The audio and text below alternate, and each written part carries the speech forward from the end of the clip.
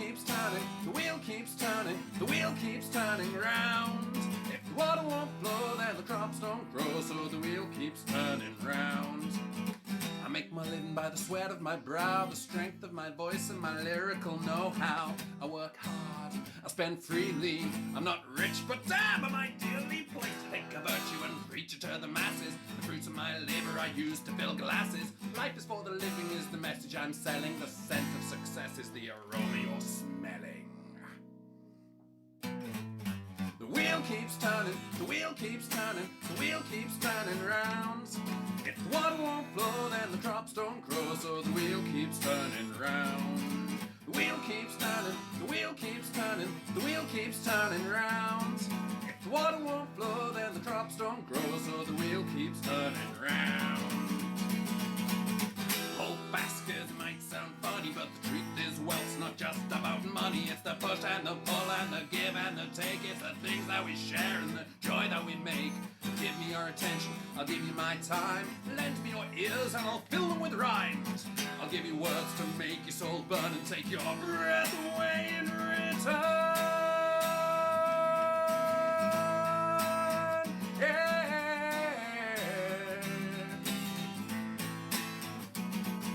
The wheel keeps turning, the wheel keeps turning, the wheel keeps turning round. If the water won't flow, then the crops don't grow, so the wheel keeps turning round. The wheel keeps turning, the wheel keeps turning, the wheel keeps turning round. If the water won't flow, then the crops don't grow, so the wheel keeps turning round.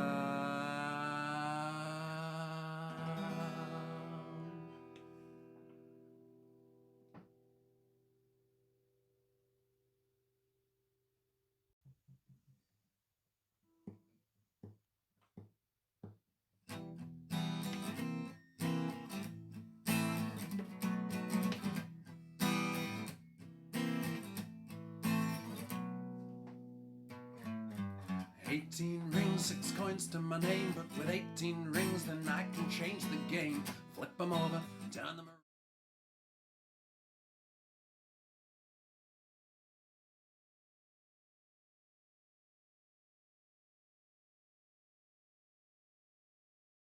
Oh hey, we're on.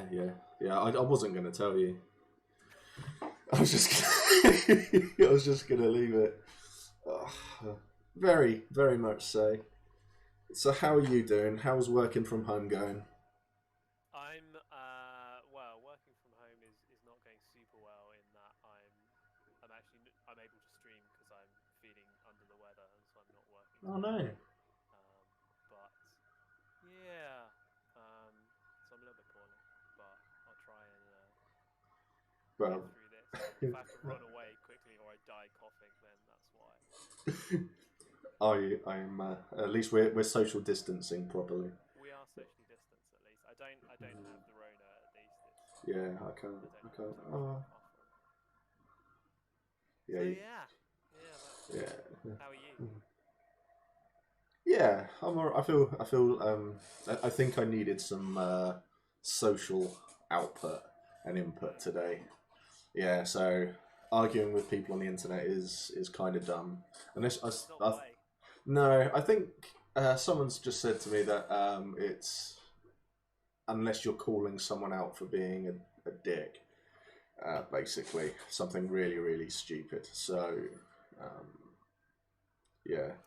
Unfortunately, I got I think the person I was arguing with is one of those people who think 5G cause everything, and that's that. Yeah. Well, we've got. I think we have a mutual friend who's like that, but when he's not talking about it, he's a really nice guy. Yeah, and I do like him. But when that sort of stuff comes up, I just want to go. You walk away. There's no point engaging at all. Like you don't. No. Persuade those kinds of people. No, exactly. Yeah, it's just popped up. You're now hosting as well, so thank you very much for that. Yeah, I think it's Twitch, isn't it? It takes a few minutes, so it does I'm going to turn you up a bit on my end. It's showing you a little bit low. Test. Yeah, all good. All good. Cool. So 2 So, weeks. yeah, 2 weeks we should be in a field. It's less than that, isn't it? Is it like it's a week? Is it? No, 12th. We can. Is it? Yeah, the 12th. Oh, okay, cool. Phew! I've got some more time to prep what I'm doing. Yes. Song and story time. Well, luckily I only run tech for that, which is I know at least what I'm doing now. For the last one was worked okay-ish, so I'm not involved in any of the organisation of who's playing, running order, that kind of thing. You're lucky. Thank fuck. You're lucky. Yeah, I'm absolutely not getting involved in that. And like, because I don't get involved with songs and stories when we're in a field, so it wouldn't be appropriate for me to be involved in that end of things when we're not in a field. But yeah, my camera will freeze on occasion. Well, it's stressful, but yeah, it's good that I like facilitating it. It's nice that I can make that happen. Yeah, you're lucky. You're lucky. Your audio is completely gone. I can't hear you. Has it completely gone? Can't hear you at all. Ooh. Speaking of technical issues. How about now? Nope. Nothing. Right. You just turned the webcam on and off, right? Like yeah, my camera completely froze. So I'm the audio from the webcam. Yeah, I'm gonna leave and then come back. Trying to read your lips. Oh. Thanks.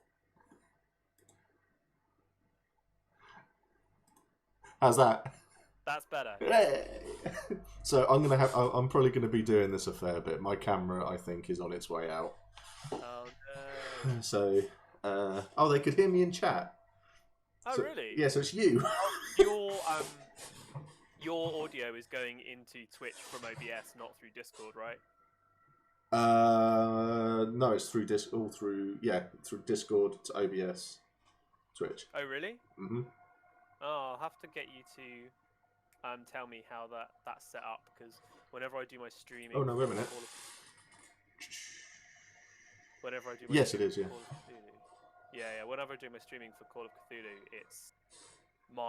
for a long time my audio was much louder than everyone else, because my audio was going straight into OBS and everyone else was coming into Discord and then OBS. So I fixed it now, luckily, but like the first couple of episodes of that are unwatchable because my audio is so much louder than everyone else's, which is annoying. But... And we've got Rachel in chat at the moment. Oh hey, the wonderful graphics person who I was telling you about. So yeah. Nice. So 2 weeks now. We should have been in a field, and it's horrible. Especially when the weather's like this. I know. I know. In a field, sat around a fire, drinking some beers. Yeah, the thing we're going to get. I reckon we'll get E3, and that is when the biggest storm the UK has ever seen will be overhead, and it will be 20 inches of rain, followed by snow, followed by a plague of locusts. I mean, yeah, I'm almost hoping that we don't have any this year, because where Gabby's high risk, if any run, we probably won't be able to go anyway. So I'm selfishly hoping that we don't get any this year, but we'll see how it goes. Should buy Gabs one of those Zorb things that you climb in. Just roll her around. Like a giant hamster ball. Yeah. So get her to the field, put her in that, and then let her go. And then have the tent as the safe space. And then you just have that attached to the front of it, and then she can unzip a little bit, climb in, and then go out. I'd need one as well. Oh, yeah, of course, yeah. Obviously. The battles would be hilarious. Yeah, although neither of us do them anymore. So don't you? That's probably safer. No, not really. Ah. Yeah.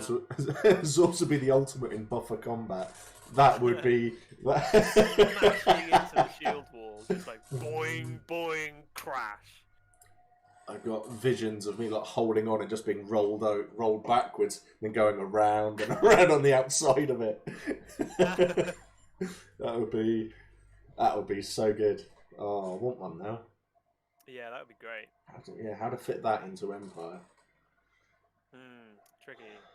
tricky. Yeah, it just wouldn't work at all. But yeah, so what are you missing the most when I learn to speak properly? What are you missing the most about Empire at the moment? About Empire, obviously seeing everyone, Yeah, missing seeing everyone, but and being Zorb, able new mage armor. and missing being able to just be out in the countryside. We're in a city, even if it is Brighton. So being able to get out in the countryside is still nice. So yeah, missing all of that. I'm missing being able to be Saros. Yeah, It's I can't remember who I was speaking to, but one of the attractions of LARP and these kind of escapist fantasies is being in a world where you can affect change. yeah, At the moment, I think a lot of people are feeling like they don't have control over. They think things can be done in a better way, and you can't do anything about that, and that's quite a frustrating feeling. So to go to a field for a weekend where, if you think the entire country should be run a different way, you can affect that change. yes, yeah, That's a form of power fantasy, and so I'm missing having an idea of how things should be done and spending a weekend productively affecting those changes. yeah, yeah. I agree with you massively there. It's like it's like I've said in one of my streams beforehand. One of the things I miss is when you first turn up in the field and you walk along, you get out of the car and you go, just hi, you get hugs and stuff like that to everybody. It's like, because where I normally when I turn up with Josh, we normally park up in the woods first to head up to where the 2 feet normally are and stuff like that. So I walk past, so I come and I was like, see you, give you a hug, see Gabs, give her a hug, see Owen, give him a hug, and then you're just working your way round, and then you're seeing everybody again, and it's like, yeah, I miss this place. You can happily live here and stuff. So it's like, did you ever remember the old 4-day events? Yeah. Yeah, controversial, but I miss them. I kind of do and I don't. Like, I definitely miss being able to do things after the Sunday battle. Yeah. And I definitely miss aspects of it. At the time, we didn't have as nice a setup as we do now, so No. I was definitely like absolutely ruined by the end of them, and like broken and filthy and wanted to go home. I'd be much more open to them now, but I totally get that they aren't practical. I think my ideal setup would be like a timeout, just like later on the Sunday. Yeah, because Timeout maybe like what's 3 at the moment, isn't it? yeah, timeout like maybe. What time is Senate on Saturday? Yeah, you're asking the wrong guy there. So there's one. You got one in the morning. There's one during the battle, isn't there, to get people who want to be involved in Senate. Who? I'm not sure. Yeah, so I believe there's one in the morning. There's one in the afternoon. If you had like an earlier conclave, so had like a 6 till 7 conclave and had timeout about like 8 p.m. on the Sunday, yeah, then it was timeout. Everyone crashed, and like Monday you just get up and go. So you don't even time in on Monday. That would be pretty good. Yeah. Someone's just saying, Penguin saying, really fan of Sunday battle, then immediately timeout. Oof, that's brutal. Maybe. Yeah, I'm not really a fan of it either. I don't like fighting in the battles because Wintermark seem to do a lot of the Sunday fights. So I'm not a fan of. Yeah, I do that, and you know what I'm like in a battle. I'm all over. I mean, considering the size of me, I do a lot of running, and I wear heavy, and I'm in a lot of places. And I come out of the battles and I'm exhausted. Like changing from an Orc to Navarre for like 2 hours is not worth it. No, that's I mean, yeah, when you monster as well on a Sunday, you generally walk away, take everything off, and you're going. chill out for a bit and then go home. Yeah. Yeah, sit down. I mean, that's part of why I don't do the battles anymore. Is I just have too much stuff to get done, even outside of that time. Like, so even if I didn't do anything during the time when the battles were going on, I don't have the energy to do what I do outside of them if I do them. And part of that's because we're always up late. Obviously, Gabby runs Songs and Stories until the end, until time out, and so like I don't crash before 3 usually, and so being up for the battles in the morning just leaves me with not enough energy to then run around in the afternoon and evening as well doing what I do. So so I'm normally up until like 4, half 4 in the mornings on the Saturday, and I'm normally really drunk by then, but I don't get hangovers, so I'm quite lucky. And then as soon as they'll go, it's time for the battles, get everyone get ready and stuff like that, I'm up, armour on, drink of water, cereal bar, if I remember, and then I'm off. And then the adrenaline takes over for the rest of the battle. And then after that, I'm done. I'll sit down. Yeah, bacon, sausage sandwich, and then... Yeah, so that's the thing. When the battles are over, that's when like I can start doing things because people are back. I can start running around the field.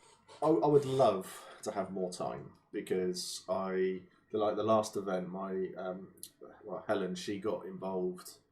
She came up with an idea for a little bit of plot that was going around, and we weren't hearing much about it. So she sort of led the. She took the lead on it all. We went off because she's like you know what she's like. She struggles to get past that first hurdle a little bit, and we went off. And all the plot was hitting us. Every single piece of plot going in Wintermark was right there, and no one had talked about it. So we had like 6 people queuing to talk to us for that little bit of time, and they were just there, sort of like, yeah, there's this, there's this, there's this, there's this, and I was just like, I'm not gonna remember any of this. I've forgotten it already. Who are you? What am I doing here? Oh, I don't know anymore. You got a drink, and Helen was there, sort of like, right, okay, all of this, and I'm going, but. Everything was hitting us, and then they basically went time out. We were like, now what do I do? Now I've got to remember everything for like a month until the next one. No, that was E4. We I've got to remember it for like over a year. Exactly. So I'm just like, and when people are going, oh, I hope there's no events, or I don't want anything until E4, and I'm just like, please hurry up. I can't remember this forever. Everyone takes the piss out of me because I basically write my to-do list for the next event like on the Monday or the Tuesday after we get back, and it's not like an overabundance of keen or organisation or whatever. It's just otherwise I'll forget everything.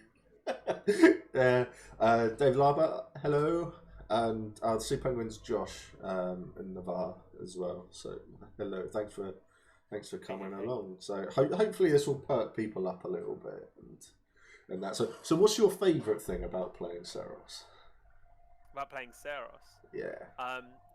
So other than, as I said, like having an idea of what the culture and civilization that you live in, having an idea of what you want that to look like, and being able to affect that change. I obviously enjoy playing a character who's, let's be honest, a bit of an edgelord and a bit nasty, and trying to be controversial in that way. And I wouldn't describe him as a baddie necessarily, but I know people do, and that's great. So I enjoy playing the antagonist to other people's game. That's fun, and I hope it brings a lot of game to other people. I mean, they've started an entire organization in game to basically combat what he's pushing. So I take that as a huge win. Obviously, not all down to Seros exclusively, far from it. But that ideology that he's part of, which is great. Like there's nothing better than someone recognizing the threat that you pose and having to organize to combat it. That's really great, and we should probably consider doing something similar and having these two, what would you call them, because they're not political parties, but like lobbying groups essentially, opposed to each other would be an interesting additional dimension to the political landscape. Yeah, I mean, personally, for Mac likes Saros. Good. He knows he knows what he's about, but Mac doesn't really care enough. I think that's why I enjoy playing Mac so much, because Mac just doesn't care. Well, he does care, and Mac is the stupid person who, if someone was to be executed for the worst crimes imaginable for the Empire, but Mac considered them a friend, they would go off and you'd have all of these guards around them to be executed. Mac would still attack. He would go to try to save them if he could, because he's an idiot. But it's that sort of thing. That's what.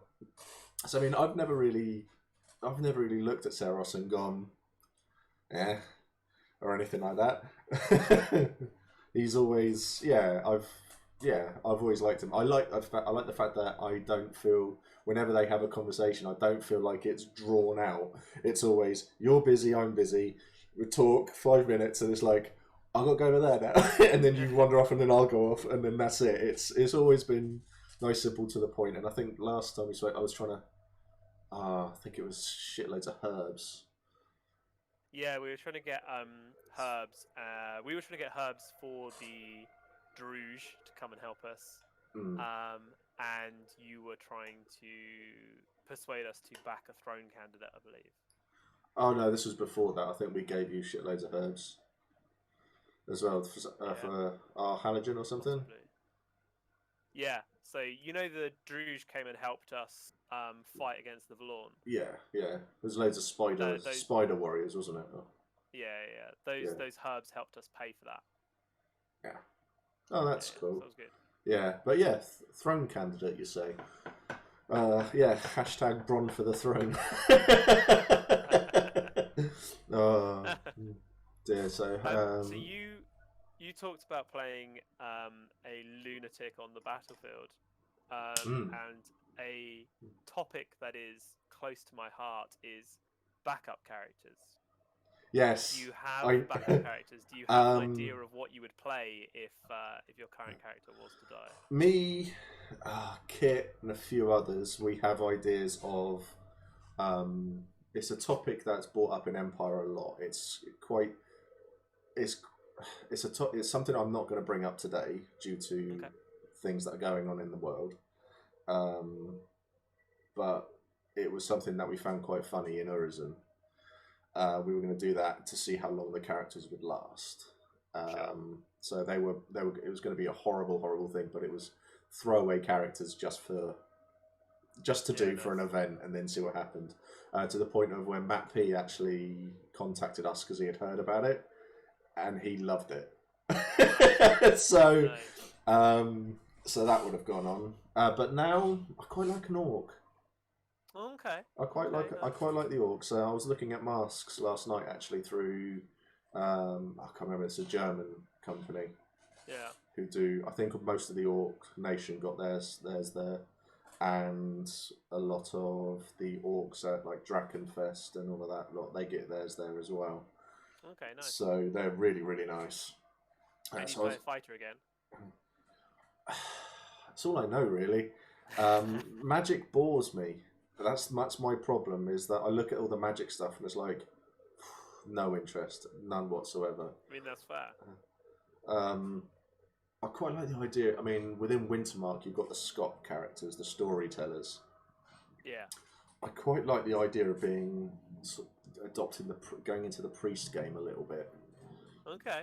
And being this storyteller, this trying to think of the sort. So, like Gandalf, but without the magic. Okay. These inspirational sorts. I think when I was talking to Andy Ruddock, he said something, that's what he wanted for his character, that sort of thing. So, but yeah, I quite like the idea of that. But It's like I look at other nations though. I mean, my problem is that I get ideas for characters and I look at the nations and go, they don't fit there, they don't fit there. It's like High Guard. I've no interest in joining High Guard ever. I struggled. So I was looking at just like doing a concept for most of the nations, just as an excuse to like browse the wiki and stuff for them mainly. And High Guard was one of the ones that I certainly struggled to find much that appealed to me. Other obviously than playing an Unconquered, because they're basically Navarre. So that would be interesting. What we ended up talking to a few people about a group concept that we could do that would very much be throwaway characters, as you say. I don't know if they'd end up getting murdered or executed or whatever, but they would be high intensity, and so I don't know if I'd be able to play them for more than a few things because they wouldn't be relaxing at all. No. We essentially wanted to play a kind of High Guard purist kind of group, in that very, very anti-magical realms, very, very anti... How to say? So as our High Guard started the Empire, and Brass Coast pushed for the creation of the egregores to keep the national identities. Yeah. Basically being anti that whole decision, and pushing that High Guard is the Empire and the other nations should have joined High Guard. Yeah. And the other cultures shouldn't exist. And so being incredibly anti-lineagist, incredibly anti the other nations existing, anti-egregores, anti-magic, and you wouldn't really be able to do it without a group, because you'd have to have enough of you to dominate something, and so we would probably all pick the same virtue and dominate that virtue assembly, and push everything through that. Because obviously the High Guard National Assembly is huge, and you wouldn't be able to.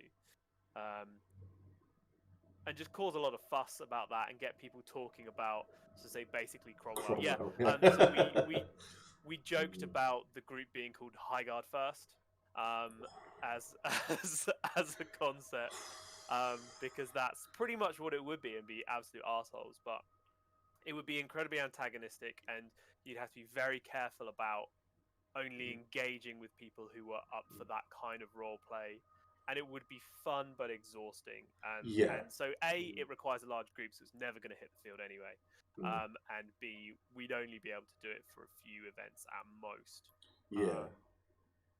I think aiming to be murdered is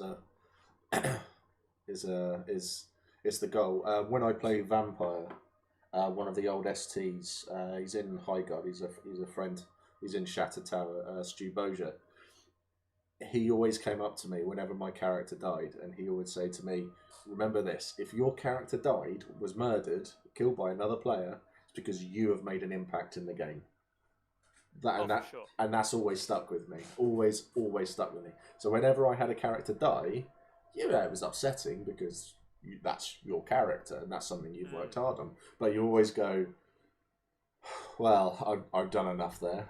Or these people like me, these few people hated me so much. It's like when Cernanos got executed for the crimes that the other two people did.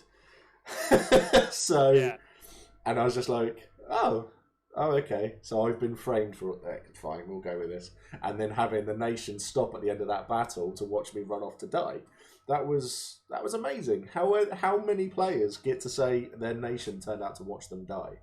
Yeah, it was fucking cool. I can't think of any, to be honest. That was I like to think I had a few firsts as Cernanos, because the first character to replace another general who got asked to leave because he was not very good, and then obviously the first one to be executed as well, essentially.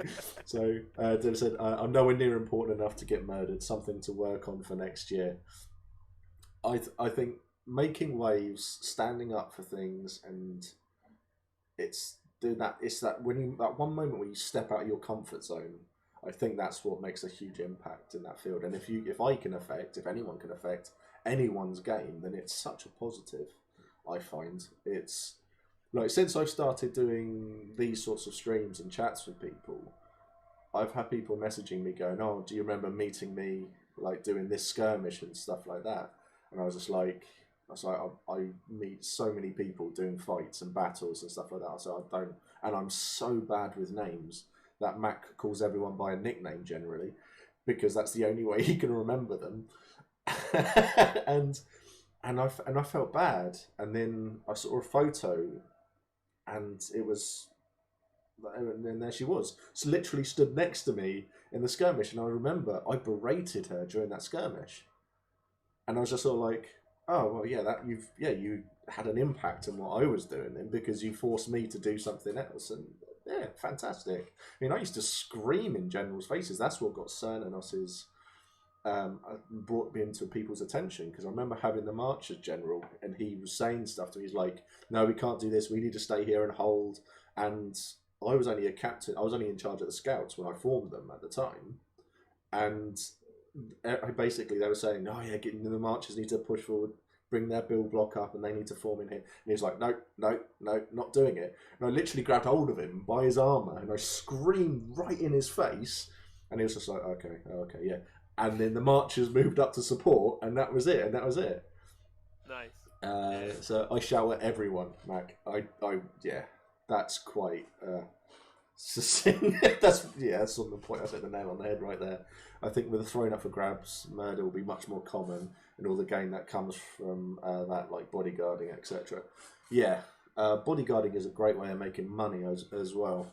I got bear claws out of it, which are. Do you think we'll see an increase in bodyguarding and stuff? Oh yeah. Yeah. Yeah. Definitely. I think there are currently 9 people vying for the throne. Yeah. At least. Yeah, as like some of them, none of them stand a chance, because they're like on their own. There's no groups backing them, because I know who the favourite is, and I know that behind him he has another 4 of the candidates are supporting him. Sure. So obviously I'm not going to mention any names and stuff like that. It's I'm not Dawn. I am not saying who the favourite is.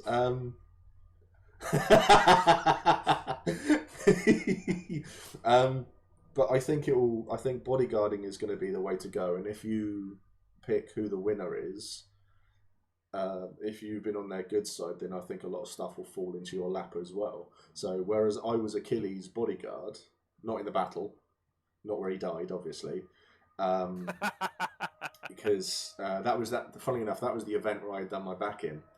So I was literally, Dawn is the favourite for the throne. Very much so. She has my vote. He went off into the battle, but I was his bodyguard for the event beforehand, and he gets mugged all the time, and he didn't when I was there, because obviously with my experience away from the game, I was watching these people who were just watching him and watching everything he was doing, and I was stood like 20 feet away from him, just like the bodyguards normally stand up their asses, but no, I stood all the way away just watching. And these people were constantly following his movements. They were tracking around him constantly. And then they went off to this, the other path, and basically where they were going to meet like that. And I went off and I met them. There's only 3 of them. And I got to have a little bit of a fight. It was amazing. And then I sort of came back and he's like, "Where were you for the last 5 minutes?" I was just like, "Oh, have you got any potions on you? I've been hit a bit." And he's like, "What's that?" And you could see like these 3 people lying on the floor up there, and it's just like, "Yeah." And he's like, "Oh, yeah." But he paid me with bear claws, which are like uber dual-handed. Dual weapons. Called shatter with them. They are really expensive, and he just went, "There you go. I'll get these. I'll make these for you, and you can have them." It was like fantastic. Nice. So, who's the Danish client? I see Dornish, but I'm ignoring it. The Danish client is... I'm not going to say. Because... I mean, there's more than one. There's at least two. I can think of... Yeah, two. Yeah. But everything like that, find this one out in the field, because this is great. This will create a nice bit of role play, and you get to talk to the people and find out what they want to do and what they're capable of. I know who my favourite is, and I know who other people are backing as well. So it's going to be really interesting. I'm really looking forward to seeing what they do, what they push for, and how they go about it.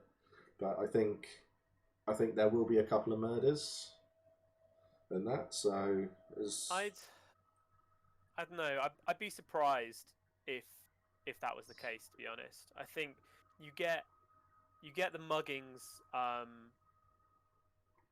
and even then, like, Achilles was famously the richest person in the Empire, and there's no one who's currently replaced him in that. And so I don't think we will see much of a rise in that kind of muggings or assassinations than there already is, personally. Speaking as someone who has never been mugged? Speaking as someone who's never been mugged. Someone tried to mug me to event E3 last year. It was dark, and they were just like, and all I heard from behind me was, "Oi, give us your money." And I turned around, and they were like, "Oh, hi, Mac." They just walked away. And it's like, "I know you. Go away." Actually, we got a drink. They gave me a bit of their drink. It had a nice little bottle of whiskey on them. I had a little bit of that, and then we went off. And it was great. So I don't know, like, I don't consider myself to look that threatening or anything. Like, I'm almost always walking around by myself, and I don't have lots of like ribbons hanging off me or anything for people who are metagaming, but I probably look fairly well off, and incapable of defending myself. And yeah, I've never been mugged or anything like that, so don't do it now, people watching this. Yeah, make a mental note of that one. I'm gonna do it. I'm gonna do it for lols. You know that, right? So I'd be interested to see why that is. Like, I am very obviously a mage, and mages are quite famously poor, so that may be it. So we got. I don't know. I think with the amount of time between events, people will be prepping huge political campaigns. Can't wait. Really, really can't. I'm so interested to see what everyone does. If anyone decides they fancy a shot at the throne, it takes IC resources, but it also takes OC resources to get that set dressing to go with it. Yeah. I think for sure. The last Empress was as successful as she was, however much you think that is. And I don't think her or her group would mind me saying this, because they've expressed this sentiment themselves. They were that successful because the entire group was focused around it and supported that position. And I've heard members of that group express the sentiment that the group held the position of the throne. And it took all of them and all of those people a tremendous amount of OC work, as well as IC work, obviously, to maintain that position.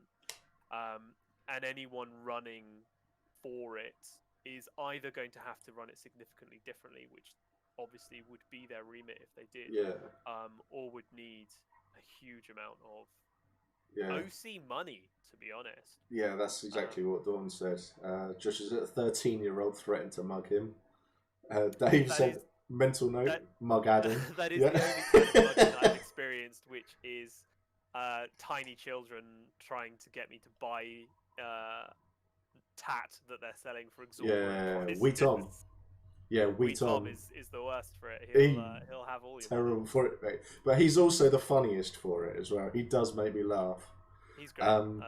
Yeah, I've promised to give him a ring if he got other kids to leave me alone, and he came back to me like 30 seconds later and he said, "Have you been bothered by anyone?" I was like, "No," and he goes, "You owe me a ring." And like, I can't fault that logic. He's very shrewd. He's brilliant. He is so good. So if you haven't been to the Navarre to have a chat with little wee Tom, You need to do it. He's one of the. He's got to be on the bucket list. I think. Have a chat with Wee Tom. While I'm sat in public in chain with weapon. Yeah. Don't mug people who are dressed like that. Did he live long enough to hit puberty after the attempted mugging? Probably, because I think 13-year-olds, unless they pass their citizenship test, they're still classed as a minor. And if anyone does anything to a child at Empire, it's automatic execution, I believe. Don't quote me on that. I can't remember the rules around how that stuff works. No. So it's just if it's anything to do with a kid, and just avoid it. Elizabeth was successful because she sank time into pretty much every section of the game, and she understood how it all linked in. Yeah. Rose was fantastic. She knew how to do everything, and you can see why everyone involved was exhausted and tired of it. And there are reasons behind everything that's happened, and you can understand it all. And my experiences with Roz were always so funny, because I'd like to think everyone's experiences with Mac always leave them with they can look back at it and have a laugh and just have a chuckle, go, oh, do you remember when he did that? Like being high on drugs and having the little horn that made a goose honk sound every time you blew into it. So people were having serious conversations. I remember there was a mini inquisition going on, and the priest was stood there really asking questions. And then all of a sudden, if you can picture like Mac's face slowly coming closer to their ear with this and going, huh, and then leaving. And it's like, they don't know, no one knows how to respond to it. So you got Mac and Grim both doing that sort of stuff. So you try to do that sort of stuff. But with Lizabetta, I proposed to her 3 times. Okay. I asked Roz about this once. She does not remember it at all. Amazing. She remembered me doing stuff, and then we had my last ever fight battle with Navarre was the one where she came in to do a ritual, and she had to be part of it, and she was just like, and she basically hit her hard, and she was on the floor and she was struggling, but the throne guard all had gone off to fight, and there were people behind us who they hadn't seen. One of them, I remember that because one of them was Andy Connell. And I got to, so that was like, that's like a dream scrap for Steve and Mac right there. Andy Connell, 1-on-1. I was so happy. And as soon as I saw that people were coming back, I was telling them to go away. And stuff was like, no, see that large one there is about 3 foot taller than me. I'm going for him. And I did. And it was great. And I beat him and stuff like that. And I was so happy. Amazing. And I got back to Lizabetta. She's on the floor and she's sort of like struggling and stuff. So I put my hand out and I helped her up. And she had her hand out like that. She was holding on, and she was there like, oh. And then she looked. She's like, oh, thank you. Oh. Brutal.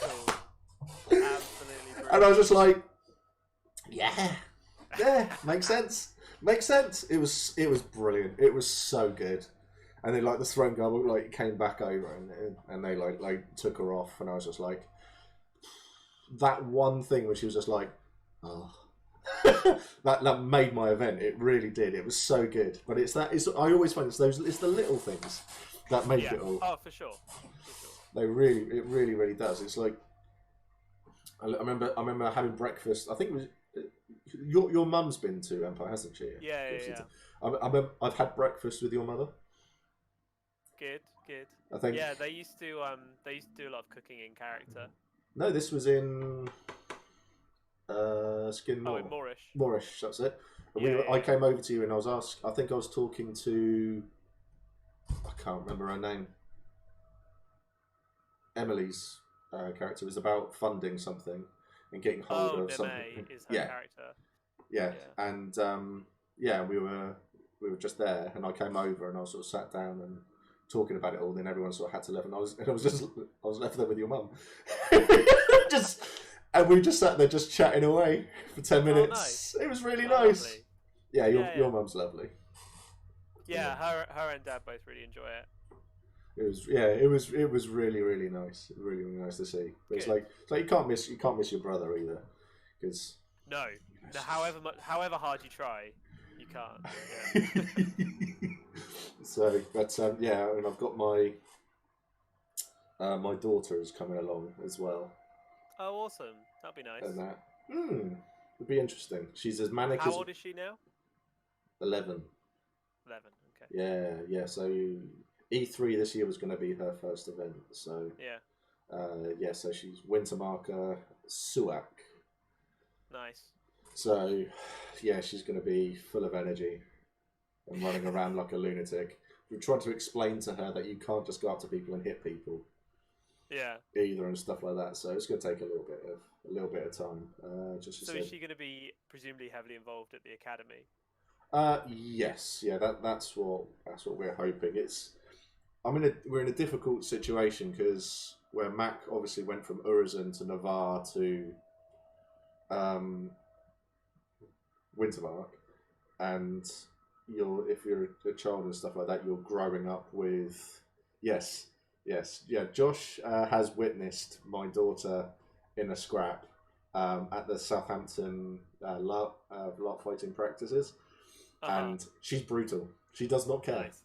She even has it down where she says to people, she goes, "Oh, give me a minute, give me a minute." And as soon as they turn their back, she's straight in there. That's so good. She's Navarre all over. She really, she really is.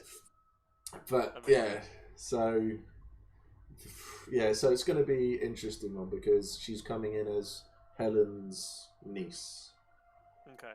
So we're all in the so dad and daughter are in the same hall, but dad and daughter aren't dad and daughter.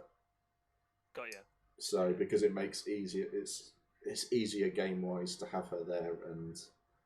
Yeah, Josh says not just witnessed, smacked about. Yeah, I think we all were. But yeah, it was. So that's how we're doing, and I'm looking forward to it and getting her to see what it's like. And yeah, I mean, especially like she can go up to the 2 feet as well, because obviously with Kit and all of that lot up there, Kit, Steph, Justin, so she knows all of them as well. And there's like the Sea Wolves as well in League, where we've got friends too. So. Oh, okay, cool. One of the things I'll have to do is sort of take her around all of these places. So if she ever gets separated, she's got a safe place to go to.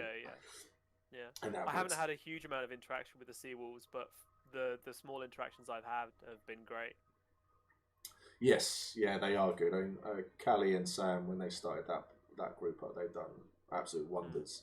They are really, really good. They've grown so big now, and because they've all got they've got the cohesive color theme, right? Yeah. I'm thinking of the right people, aren't I? Yeah. It's so powerful as like a tool to have something that binds you visually together like that. I think people really underestimate how powerful that can be. Yeah, I mean the 2 feet. We've got the 2 footprints that are tattooed on our heads somewhere. Yeah. So people recognise that. Rachel, their kit is so on point. They spent they spent enough on getting that kit all sorted. They all fight similar weapons as well. For some reason they protect the vines and the Navarre healers. They were hired to. That was my small interaction with them, was being at the Thorns Council when they were there to broker the that protection. So yeah, that was really cool just to see these two like leaguers looking very out of place in the woods, like hanging around to speak to the Thorns Council, which was really cool. That's the sort of stuff that they love, though. And I think it's great to see whole groups having a cohesive theme and committing to it. Yeah, you got the Dunnings as well in Wintermark. You know who's in the Dunnings and who isn't. You see them. Really? They all go off together. They do everything together, and they're great to see. I mean, Chris Moyer he's done so well with that group. He's done incredibly well. Nice. Out of character, lovely guy to talk to. Their whole group are great. In character, I try to avoid them. Just the way Mac and that lot, there's differences in character, which I think is quite nice. Well, they're one of the power blocks, right? Yeah. Apart from Axhind, who's one of the generals, and I love him. he's very, very experienced head on those shoulders.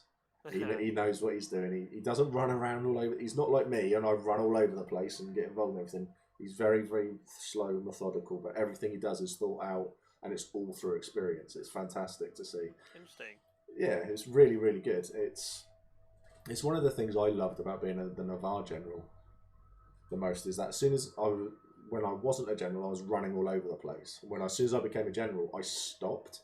I literally slowed right down, and then it was just became about pushing things out. And that's why I've had to like nope out of the military game completely. I was just trying to do too much stuff, trying to get involved in that and being adjutant and on-field commander, and trying to do all of the magic stuff as well, just running from battlefield, military council meeting, conclave, next day battlefield, military council meeting, conclave, and then go home. And that was my entire weekend. I was like, oh, I can't spend another 10 minutes in a meeting. This is ridiculous.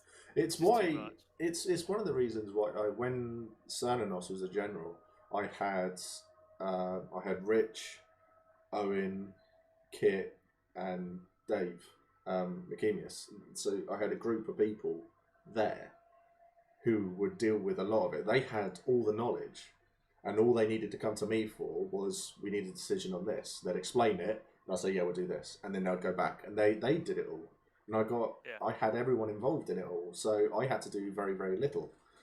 And it worked an absolute treat, and I think if it wasn't for that lot, I would have hated it. Yeah. So where you see a lot of generals now who have one person with them to do it all, it's like, and you can see them getting more and more tired as it's going on. And I was like, nah, I want at least 5 people as my adjutants, at least.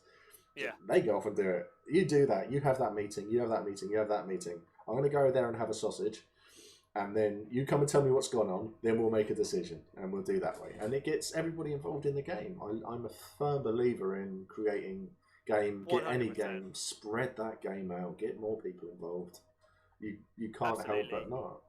Yeah, and like, I'd maybe consider getting back involved in it, but I would absolutely need a hell of a lot of support. But honestly, like, Saros is probably too controversial of a character to be picked for the position. Especially now we haven't gone with our Halogen's army. That is just, I think, unlikely to happen. And so scandalous, I hear. Well, people have their concerns, rightly or wrongly, and Saros did purposefully. There were some questions about who the senators would pick and stuff, and I was purposefully antagonistic in that kind of Q&A session of hey, so what would you do with the army if you were voted general? And like, oh well, I and the other people would like, hey, well, I'd support the military pressure on the east. Like, we're here to wipe out the Jews, but like, oh, I'd try and help Wintermark retake Semasuak and all this kind of stuff. I was like, oh well, I'd wage a campaign of terror against the Jotun up and down the entire western front. So yeah, that's what I do. I just torture everyone I can find who's not Imperial, and they were like, oh well, we're not picking you then. I was like, it's what I would have done, so give it us.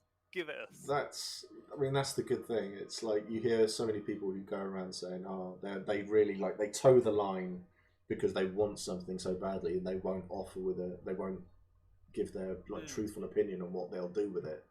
And it's like, if Mac was given an army to do whatever he wanted with, it would be, well, what could I get out of it? Yeah. It would be like, what are you going to do for the Empire? I don't know. What am I getting out of it? It's like, I'll go here, I'll get all of this for the money. Where did the drugs come from? Who's got the drugs? And then I'll go off, I'll go and find all of that, and I'll come back with it. And they'll be like, so what did your army do? It's like, I don't know, but I look at all this stuff. Look at all this stuff I got. Exactly. I mean, I guess that's like, that was kind of the reasoning behind what I would have done with that army. Like, the reason that I would have done that is partly ideology, and partly because I know our Halogen would have given us a ton of snacky shit if that's what we did with it. Like, we would have got so many toys. that would have been really fun.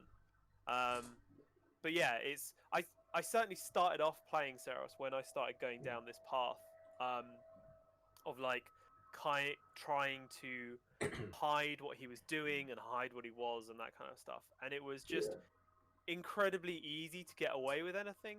And so I started dropping that and just being honest about it, and being in people's faces about it, and like, this is what I think the Empire should be, and this is how I think we should work, and this is why I do it. And I found a lot more enjoyment out of the game out of being brazenly an absolute bastard than trying to hide what it is that I'm doing in order to get it, because you don't need to either. And so if you hide what you're doing and you're successful, you can't celebrate that. Whereas if you're open about it, then you can. And so that's great. And you become, if you're hiding it, you don't meet other people who are trying to do the same thing. And so you don't find like-minded souls. So it's I haven't found the opposition to be too much that you can't do it openly. And I'm probably trying to do maybe the most controversial thing in the game outside of a few groups, in that there's an entire in-character organization built to oppose what I'm pushing, and most of an entire nation are ethically against what I'm pushing. So I'm probably amongst the most publicly opposed ideology, not person, certainly. And there's a few other people who I won't mention their name as much as they'd like me to, who are doing similar things. Paul and Kay have said we can still have General Spider-Boy. Well, that's up to the senators, and they've picked other people over me 2 years in a row now. So we'll see. And that's like, I'll get mock salty about it, but genuinely, I don't know if I'd still be enjoying that game if I had been picked as general, because it was too many fingers, too many pies. And so as much as after that election I like table flipped and noped out of the entire game, like, I think that was very much in character, and I enjoyed doing it, and I enjoyed the roleplay that came out of that, and I think my game is more enjoyable at the moment. So I'm not gonna say never to General Saros, but he would take some convincing to ever run again, unless the senators change significantly between now and then, which I don't think they're likely to. They'll change a bit. I think a couple of them are planning on. I won't say that because that may not be true. I'm not sure. I won't say anything because I don't want to spread rumors that aren't necessarily true. But we'll see. We'll see. Yeah. And Joshua said he will say the Brokers game is a difficult, non-progressive one. The Brokers game is hard, and I'm not a trader at the best of times, so I find it nearly impossible.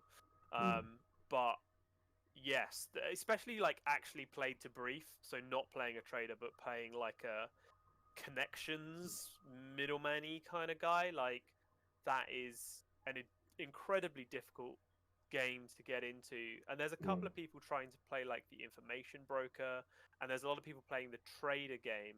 Yeah, exactly. Yeah, but the problem there is that I'm good at it because I'm an idiot, and people just talk around me, and I just like, yeah, whatever.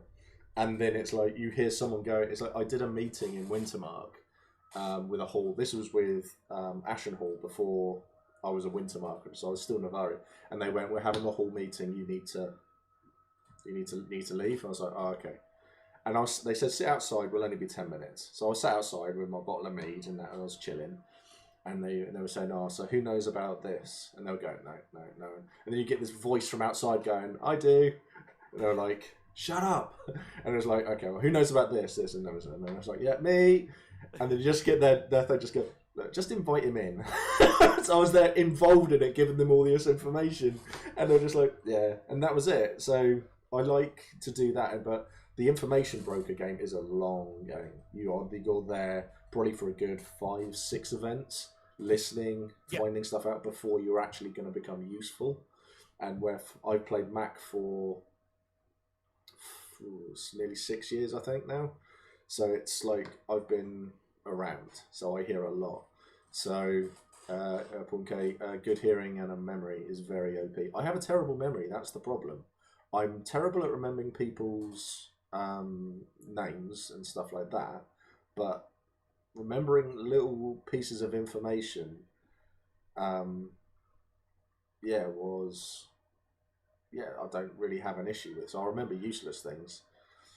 Or you have to be a nosy gossip. Oh yeah, Mac is definitely a nosy gossip as well. I love to spread misinformation as well. That's my favorite kind. Cruel. It's my favorite. It's my favorite type of thing. I had. I think the worst one was I spread a rumor about someone who was declaring for emperor, and I was taking the piss. And then 6 hours later, that person declared for emperor. It's like, oh shit. Amazing. Yeah, so the only 10 minutes Ashenhall minutes. Yeah, Ashenhall, the only 10 minutes Ashenhall meetings. Cake and being down to gossip gets me far. Oh, so I've never been offered cake yet. No one offers me cake. Dawn, no. I'm coming for cake, Dawn. I'm heading over. Oh, just says Sweepy Bunny and Gravs FM. Thanks for following. So yeah, I love to do that sort of thing. The money side of it, I think I'm a bit spoiled. Oh no, you offer your sauces cake. Oh no, I don't offer cake. I offer them out. I always have like a bottle or two of 2 feet of cider with me, so they always get offered that sort of stuff. I'm going to Rachel for cake. Well, I think the going back to brokers and the brief for brokers, I think it's very difficult specifically to play that kind of connections, middlemen. I shouldn't say middlemen. Putting people in touch with the right people kind of role, for the same reason that it's hard to play a messenger or postman style role, because as big and as complicated as the field is, it's not so big that it's easier to find someone offering that role than it is just to find the person you're looking for. Yeah. So if I'm looking for, so that I'm currently trying to look up some stuff, which I don't mind saying because it's not super secret, about the Hand of Dumas, who are a group within one of the foreign nations. And it's much easier for me to go to the ambassador to that nation and a few other people who I know have a little bit of information about them, and talk to those people and network with them and find out who I should really talk to, if it's not those people, than to find someone who will offer me the service to do that for me. And the same with letters. So it's kind of annoying because it would be really great to be able to have those kinds of roles on the field, and we had them a little bit in a much smaller game in Maelstrom, because all of the factions were much more violently opposed to each other, and it was much more physically PvP. And so you had a situation where you had messengers, because you're like, I need to get a message to that person, but if I go to walk into their camp, I'll just get murdered. And I know someone over in that camp will have the information I need, but I can't go over there because I'll get murdered. So you use a third party for that. Yeah. And you just don't have that in Empire, which is like, it's good. It's a much more well, it's not much more. It's a different style of game, which is fine. But it's, even as big as it is, it's not so big that you require those kinds of services, which is a shame, I think. Yeah. And I don't think there's anything you can do to necessarily fix that.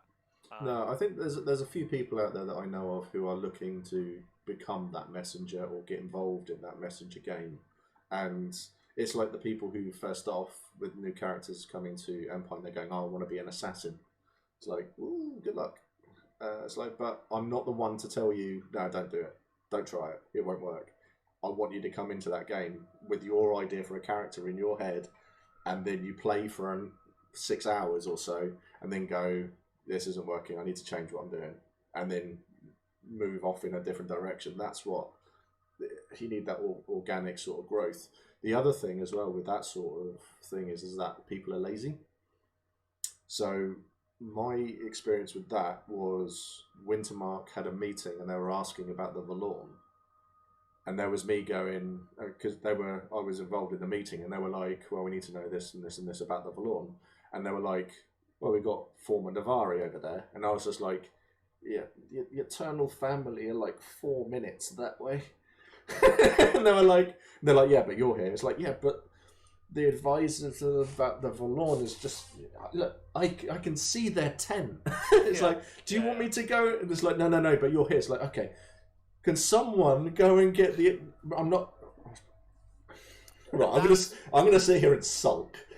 That's where the I think that's where you are able to play that kind of messenger role is not by being a messenger for anyone to come to get messages to anyone, is by attaching yourself to someone important who people are trying to get hold of or who is likely to need to get hold of other people, and taking instructions from them. And getting a rep as the person who is supportive or can get hold of that person.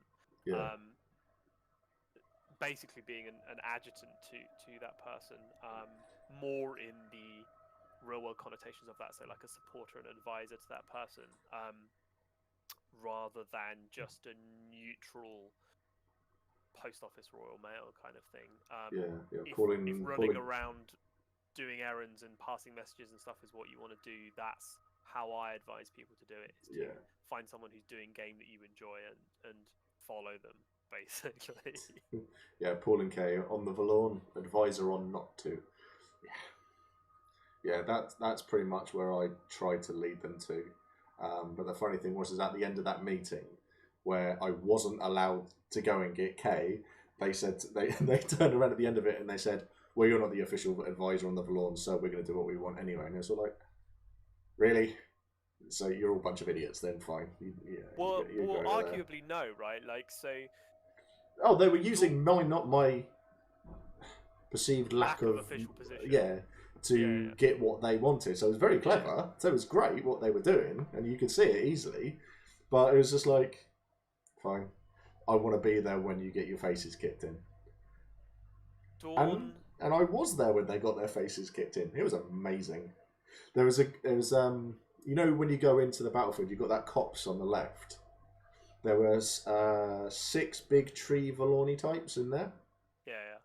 And they were the Valorn that if you're not aggressive and moving slowly, they don't do anything.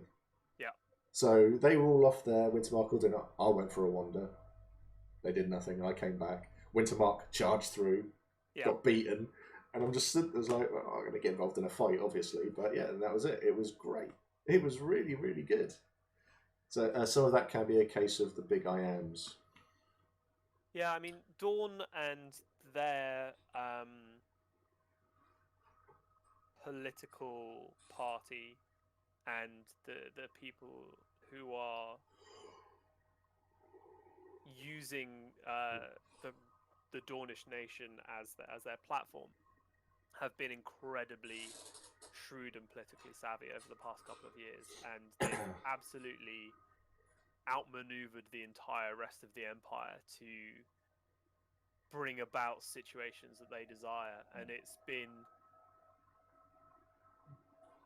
obvious when it can be, and they've made a lot of enemies doing it, but they've got the net result that they wanted, which is war in the East. And they've been incredibly smart about doing that, and a lot of that is on the level of, no, we don't need the official person because you're here and you know about it, and then, but we're not doing what you say because you're not the official person. Like, purposefully avoiding plausible deniability of stuff, and it's worked out really well for them. So I know people involved in it, but I don't know who has been orchestrating that. So absolute props to those people, because it's been on the ball for sure. Oh yeah, they did really well.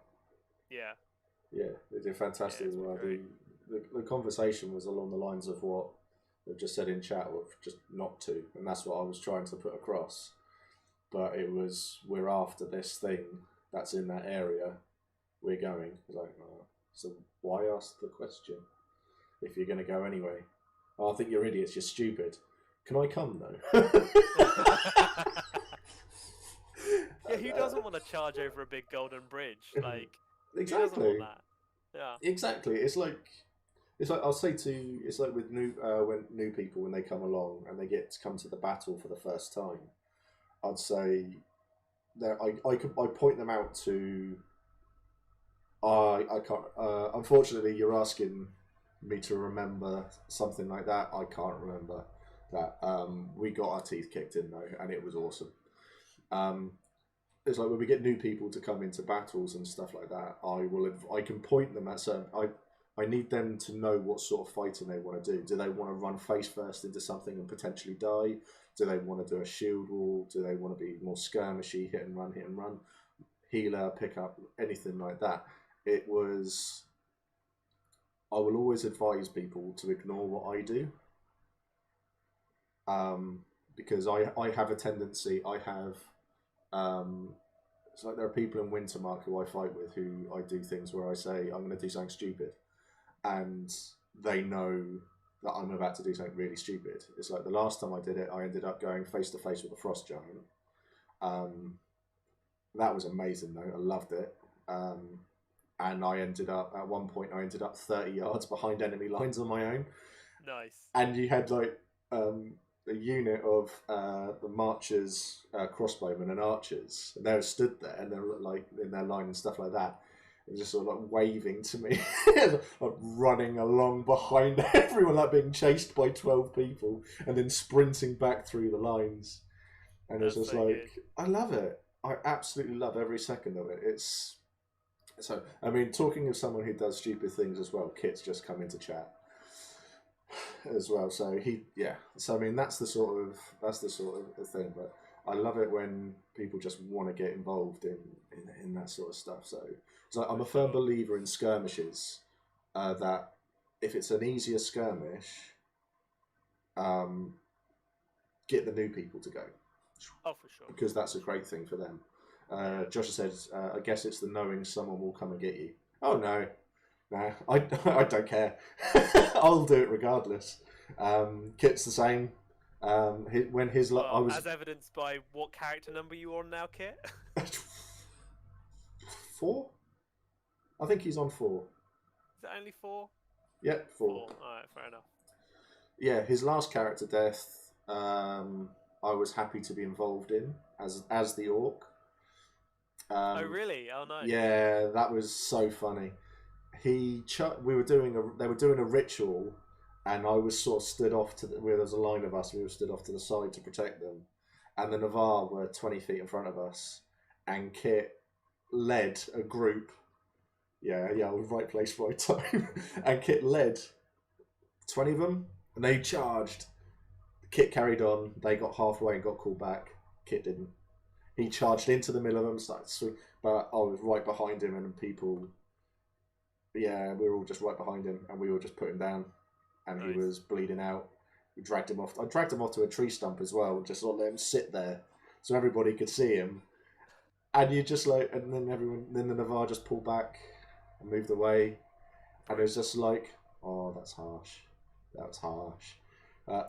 It was like you watch Kit and a line come forward, and then Kit keep on going, and the line moved back. It was like, oh, you're dead. you're so dead. It was funny.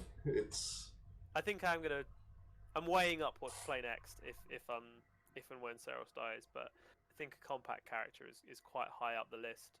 Where I've taken a step back from it now, just to play the completely opposite thing. Yeah.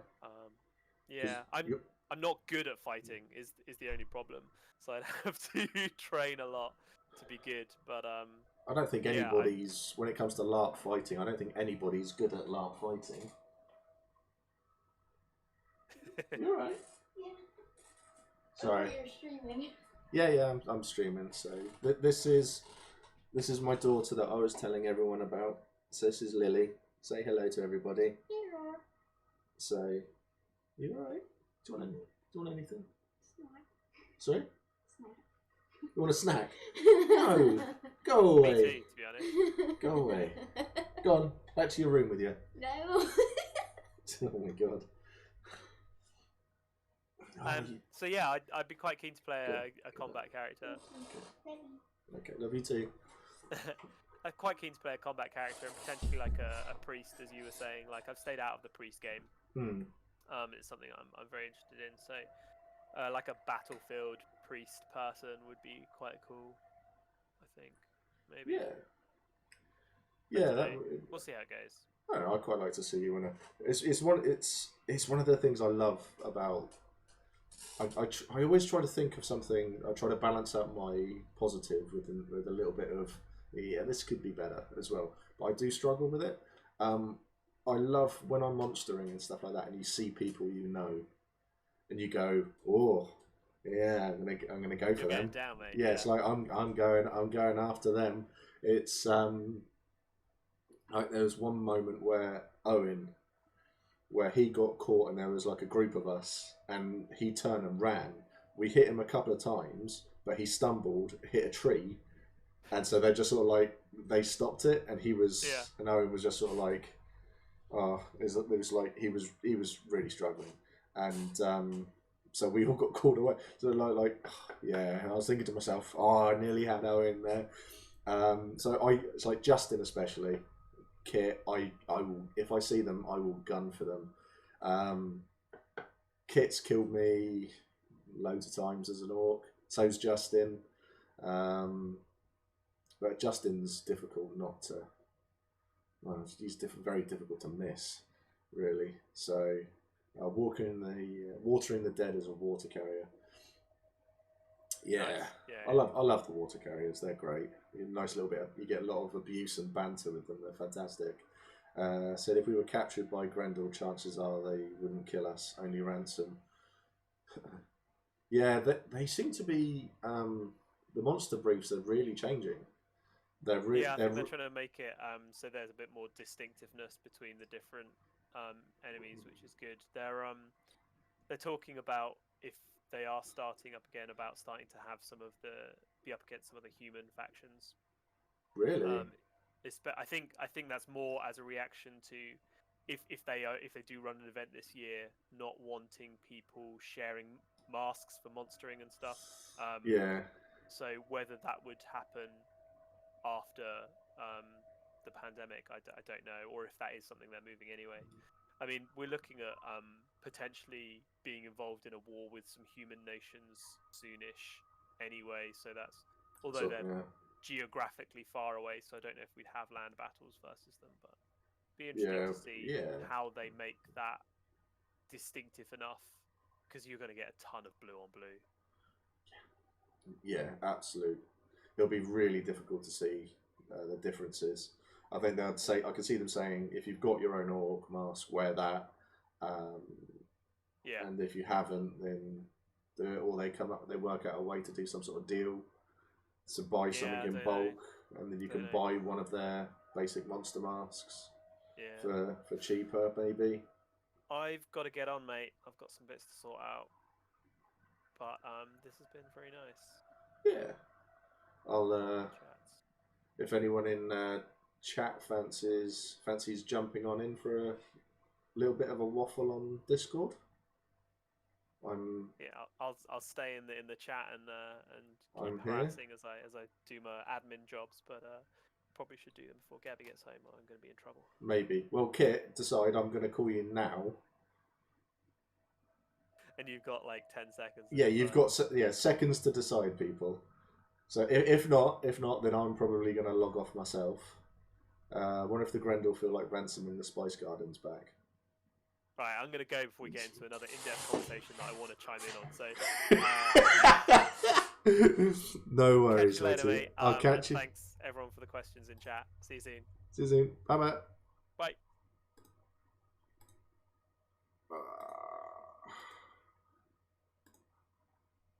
Oh, see how seamlessly that didn't work. So, I'd love to, but my laptop is broke. Cheers, Adam. Call me, but won't for you for long. No, I'm not calling you anymore. Don't like you. Don't like your face. Yeah, I know. Yeah, no, I'm still live. Still live. That's fine. Oh, just and I'm technically working. Oh dear. That was I don't like your face. That was to Kit, by the way. So yeah, so I'll still be here for a little bit longer. I'll just chat away, see what else is going on, and that. But it's nice to just break away from all of the depressing stuff going on in the world at the moment. And I had my and getting my daughter run on him as well. So she'll be harassing a lot of you at Empire before too long, I am sure. So, what does everyone else miss from Empire? What's the biggest thing that people miss? So now me and Adam touched on it at the beginning, and it was just it's one of those things. So because we were like, yeah, this time in 2 weeks we would have been in the middle of a field, having fun, singing around campfires with a drink. Yeah. Yep. Hey, it's Chris. How you doing, mate? So, yeah, it's actually, yeah. If you've got a little bit of time, then Kit, I will give you a quick call and we can have a natter. Yeah, just yes or no, and I can give you a quick call and we can change it all up a bit. Wait for that response. Trading and physicking. See, what I was going to say, the brokering game I'm a bit spoiled with because I've got the guy who played Achilles and he's really, really good at all of his trading. So the amount of money he has brought into the group has gone from being, I think it was like 30 thrones to I think he's got something like 280 thrones now. So he's really, really good at it. And Bron, who is just, I don't know how he does it, but he's just getting richer and richer. So, real life poor, LARP rich. Yeah, I know that feeling. I do miss theatre shenanigans and eating with my mates, being nosy. I do like the theatre. I like to pop along there. Not just for the in-character drugs either. I like to just... It's a really chill place. It's so nice. Husband Face says he misses seeing all the people and dressing up fancy, which I do as well. I miss the people. I think since I've done things like this, Tent Aid, and the other things that I'm working on now, because I'm doing one stream for the Apothecaries Guild, so they can talk to you about everything they're doing, and one for the hospital as well, so they're going to talk to you about everything. So I'm looking forward to all of that, and I miss the people, and I'm really looking forward to seeing everyone and just chatting. The problem I have is I tend to eat, drink, and massage away our money. We're on about 200 thrones, I think, give or take. I think our group, we have a shitloads. To the point of where I ask for pocket money. If you want the perspective of a minor league trader, let me know. I don't think any trader is minor, because every single trader in that field has the moment where they have something that everyone else wants. So you'll get, I think that's, oh right, okay, let's give Kit a call then.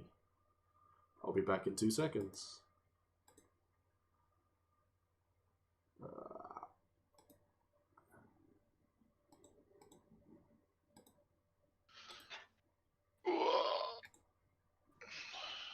There we go. Can't see you, mate. We can hear you, though. For some reason, my camera on my phone is not connecting to the PC. Hold, please. Your call is important to us. Okay. So that's one of the. So I mean, as I was saying, so one of the. It doesn't matter if you're a minor one, you will still get your moment where you'll have 50 of something and the entire field wants it, and you'll suddenly find that your coffers have been boosted by 80, 90 thrones and stuff like that. So excellent stuff. So Chris says, I'm just complaining about how much my feet hurt. I think everyone does. I think everyone does. Still yet to actually get a massage in the field, though. The only massage I've had in the field, apart from the little group that I'm with, where I'll get an odd hand massage, was from. I thought I was going to go a very different direction for a second. No. Ooh, I am turning you down a bit, though. It was from Rob Willits. So it was really nice. Miss the sound of the Navarre forest, or just the general sounds of Anvil. Yeah. It's being infield a lot. That's why we had a burnout here the other night, because the smell of smoke alone is enough to half transport you there. Yeah. Okay. Let's. Okay. Turn me down again. Yeah. Apparently, I've gone very quiet. Oh right. Okay. Kit, turn yourself down. Okay. Or actually, no. It's all right. I'll do it. There you go. That was my mistake by the looks of things. Oh, let's get rid of that as well. Do re mi fa sol la ti do. How's that? Yeah, that sounds much better. Cool. Yeah. But yeah, 15 massages in 2 days. That sounds excessive. I mean, you can only be so relaxed before you fold in on yourself or something. Yeah, before you're just like, yeah. I think I've been to every one in a weekend before. My back was red raw, but it was so comfortable. Yeah. See, you can never be too relaxed. See, I need to find it. I walked in on Smith getting a massage once, and that was around the back of a tent. Walked in. Oh, knew where he was, and I walked round, and he was just sat there, and he looked like he was falling asleep while sat up, and I was just like, oh, I could do with this. But every single time I see them, they're always booked up. So it's like, yeah, we're booked solid for the whole event. Like, oh.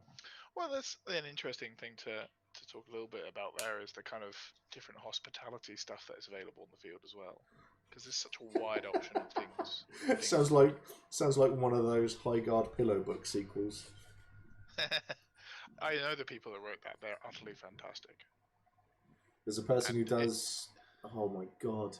There's a person who does actual deep therapy sports massage who asked me if I wanted a safe word, as they come with a pain warning. I would be interested in. Me too. Details of this person. Yeah, who is this? Senator from my soul, meet Thane of Thighs. That's amazing. Oh, that's tickled me. Might have the message then go, funny story. Yeah.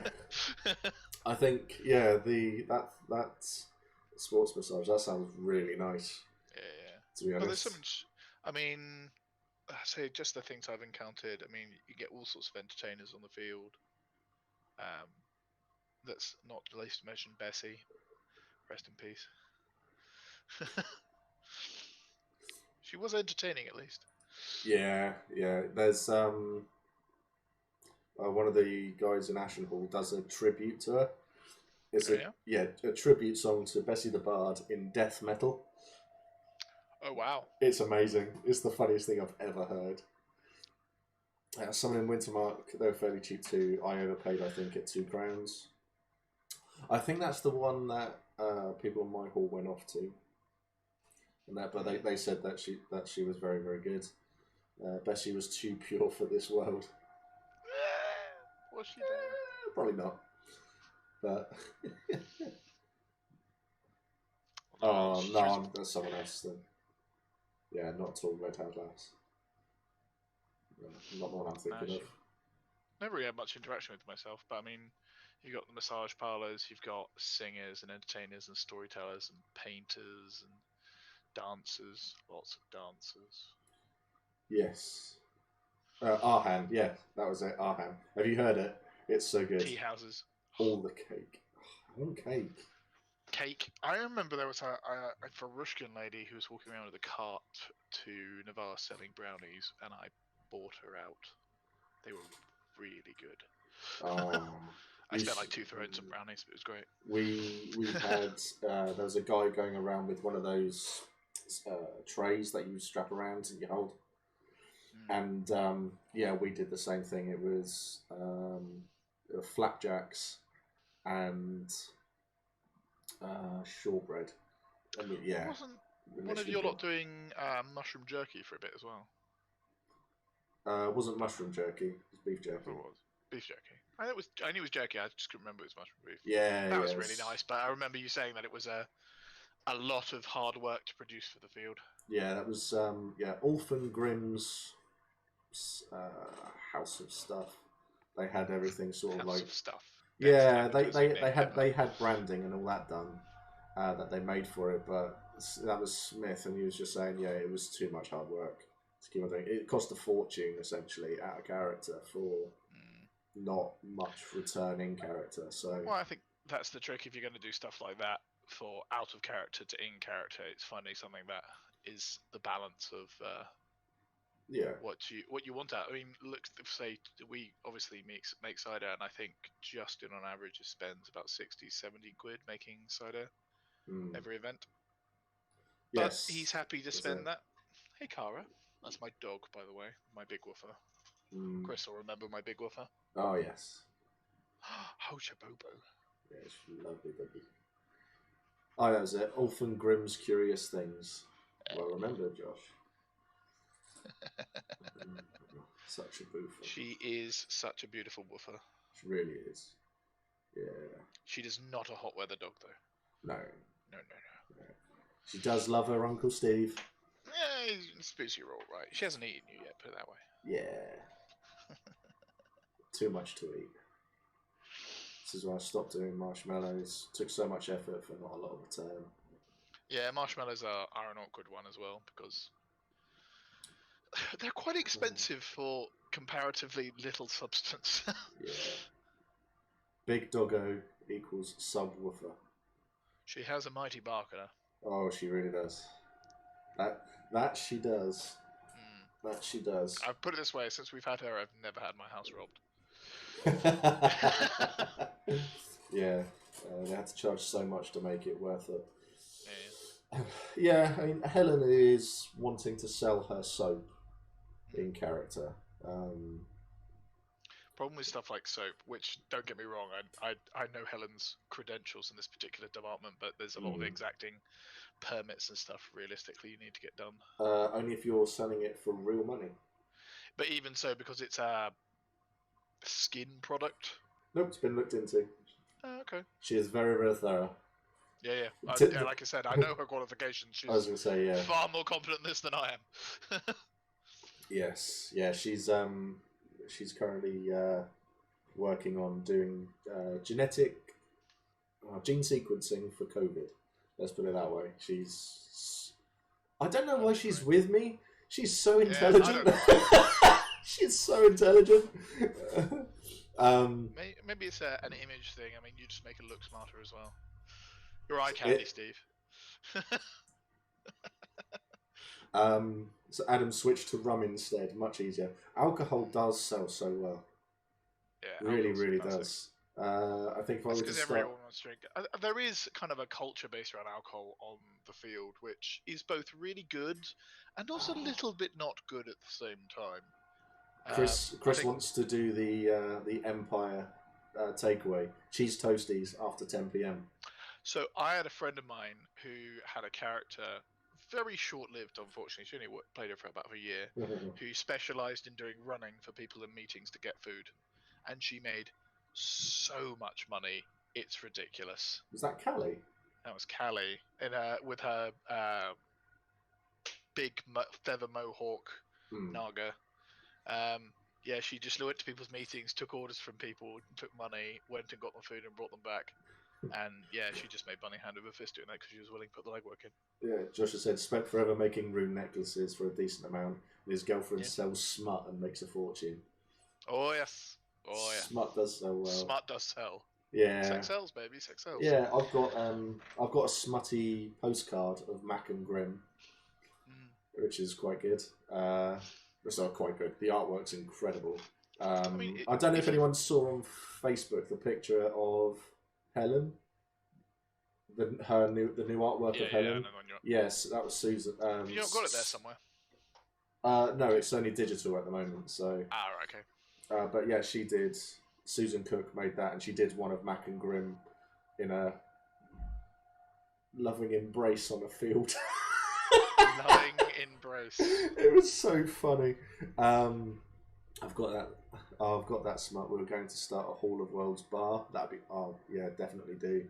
That artwork looks beautiful. It really is incredible. I did. I don't know if you'll remember seeing this artwork kit. I did. I got people just to draw everyone in Hurst Hall. I didn't care the quality. I'll put something out there. I don't think I saw it. That might be one of the ones I wasn't there because I've missed quite a few in the last few years. A variety of reasons. So if you want to see some artwork, come to Hurst Hall because we put pictures of ourselves up around the tent. Being able to get a pint without walking all the way back to the bar and carrying a few bottles back would be worth paying for. And I need to get together and get a keg for Conclave. This is the other hound. Yeah, the keg for Conclave.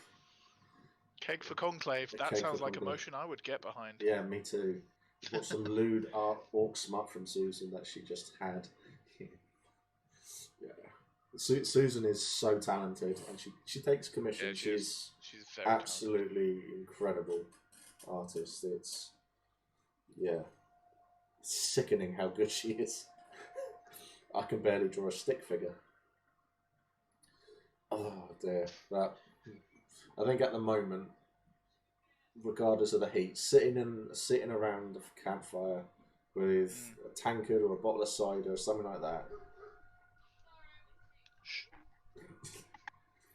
Yeah, that'll be amazing right now, especially in this weather. It's so good.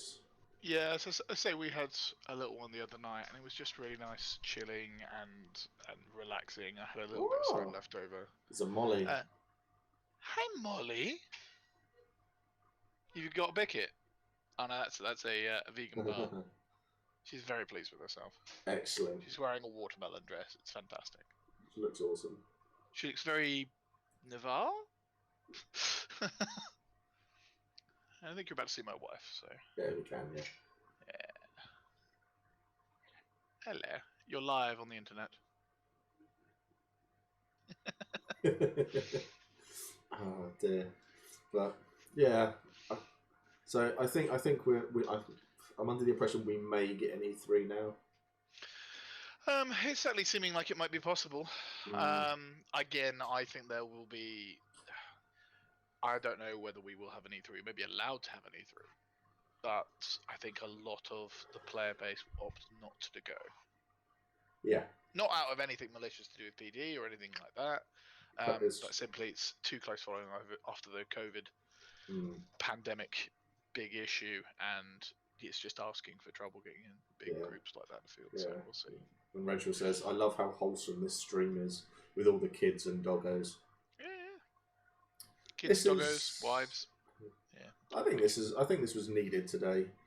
Yeah, it's nice. It's been really chill. It feels like the world has just imploded. Well, not imploded, exploded. Speaking of children, though, it just occurs to me my daughter has wandered off and no one's looking at her.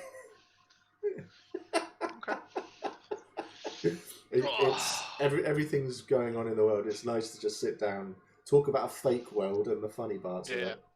It's so good. Yeah, I just want to get into a field, have a laugh with mates, sit around a fire, have a bit to drink, go fight some things, pretend I'm smarter than I am in political shenanigans. Everything. Yeah, pretty much. The whole shebang. You know, the worst thing about it is we have the best weather in England during the bloody lockdown. Yes, I know, tell me about it. But, I mean, it's a weird one, but on Monday, it's something, I mean, for me, something's going on, and I'm not looking forward to it. I'm really looking forward to it because I start my new job. So so you're in a bit that catch-22. It's like, but Yeah.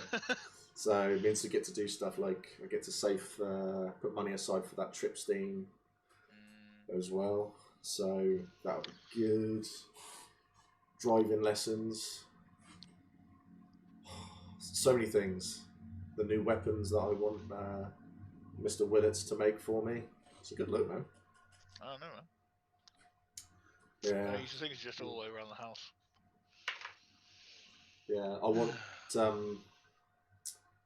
Rob to make me Kratos's axe, but a little bit smaller, from God of War. Which Rob? Willits. Oh yeah, I don't know if he's doing commissions at the moment. I know he wound back quite a lot. Yeah, well, I think all of the traders are struggling to get hold of stuff, aren't they? So I think it's one of those things where I remember talking to Rob a while ago. The reason why he stopped taking commissions is because he had a backlog of repairs that he needed to work through. yeah. He's still got my knife, actually. Is he? Yeah, I'm not in any rush to get it back. It's probably just sitting in his workshop somewhere. Yeah, it would be good. It would be good.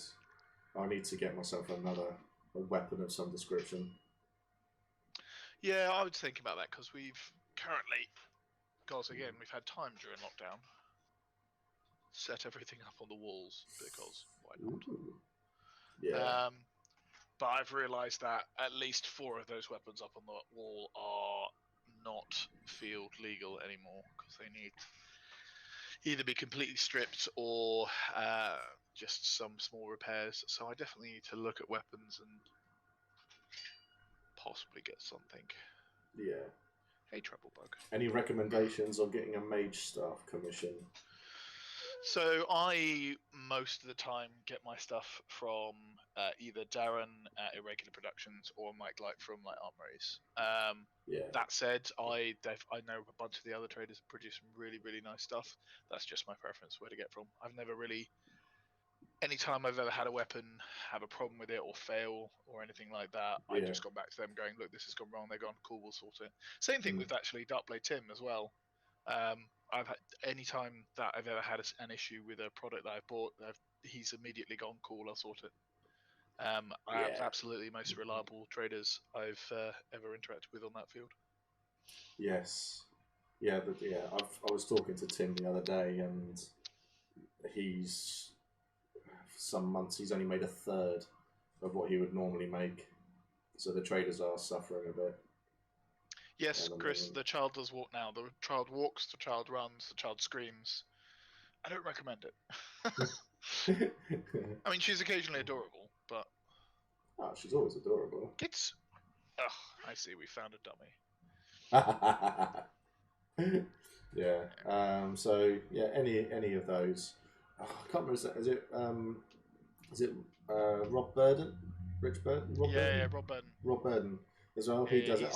I don't think he's taking commissions at the moment, though, is he? Because I think he's been struggling with Rob's one of those ones that I know. When he first sort of came onto the field and started doing bits and pieces, like cool. I mean, there's a lot to learn, but we keep picking up things. But you know what? His stuff is really nice. It is. And the amount of work he's getting done at the moment over the lockdown is hilarious. It is really good. He's really pulling it together. I'm quite impressed. That's what Chris has said. The problem with the industry, LARP isn't a requirement over food for most people. No, definitely. I mean, obviously with me, like no work and stuff like that, and like same with you, where you got furloughed, but you were self-employed, and it was just nothing as well. Yeah. But everything. It's an odd one. Everything's kind of up in the air. So for me, it's like I speak to all the rent bills people and go, what can we do? And it's like, yeah, this is what we'll do, and get all that sorted, and then food. That's it, food and food. So you need that. I think this has been quite a nice outlet, especially for me. That it's. Well, it's all the social stuff online. I mean, the amount of like these various programs like Discord and Roll20 and Zoom have all been used to help bring people together. And I love the concept of Zoom bar crawls that people have been doing, which is just getting drunk with friends online. That's awesome. I mean, some of us did that before it was cool without friends, but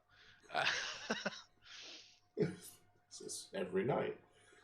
But I found that I've been more social during lockdown than I've ever been in real life. It's been really good for me. Yeah, me too. I've been loving doing this. I've really thrown myself into doing the streaming and stuff. Need to. I mean, if I spitball a little bit, it's something that I've been playing on in my mind. I've bought a prize for LARP to give some stuff away. It's coming out of my own money at the moment. I don't have much, but I felt like something positive was needed. And I want to. I'm struggling with how to do it on one of my streams. Because whereas you get people who do have Amazon Prime, like as you know, Chris, you can do a free subscription on Twitch. So I was wondering what would be the best way to do it, because I'm at that. I'm like $40 away from getting a payout from Twitch, which would then pay for another prize. Do I do a competition for Empire where I say to people, you can only enter if you're actually subscribed to me, or do I just do a competition in general for everyone who watches? Well, like I said, Oh man, I love you. Oh, you're a cutie. He's gonna get so many snogs. I'm gonna snog him so hard. Yeah, I might even just stick my tongue in his ear. Like that. I'll do that as well. Oh, Yeah, it won't be anything else. You'll be sulking them, and then both sides.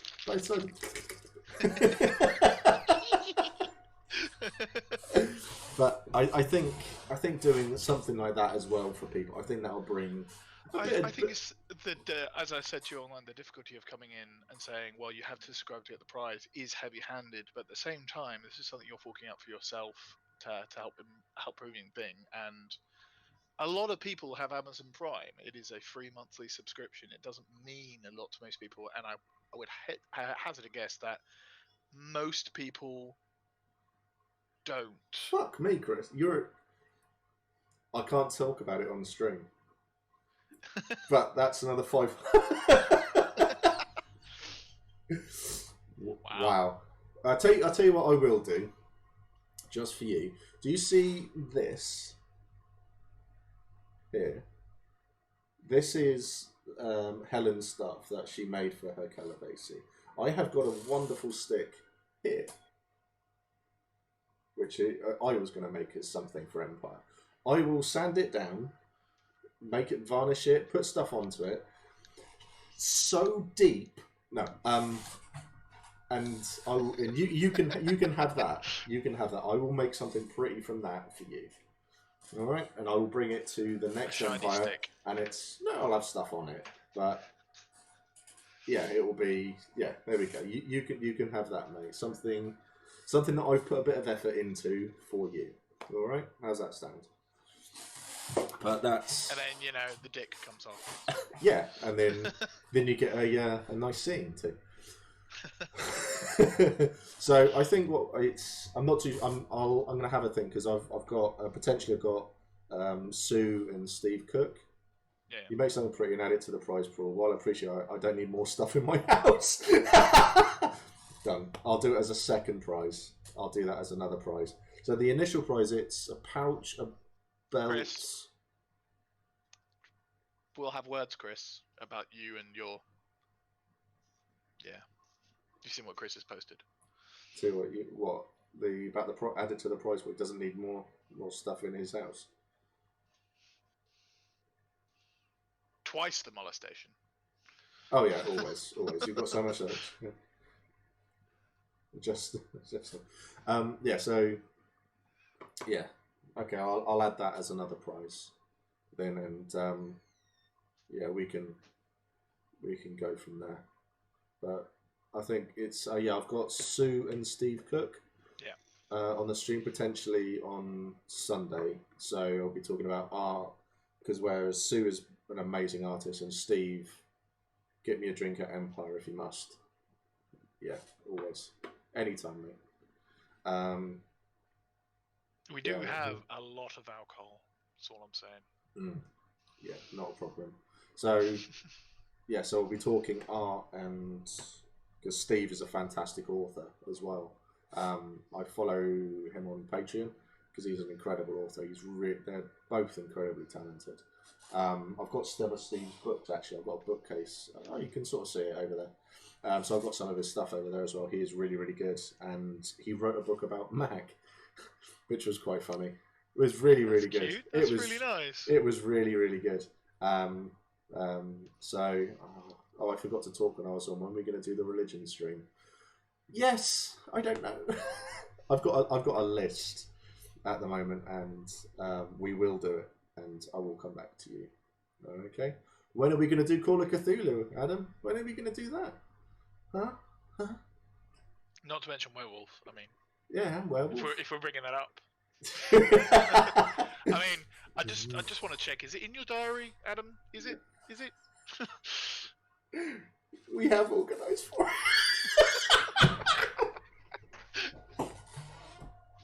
it. And it's your diary. We had this conversation last week. That's brilliant when we're going to play it.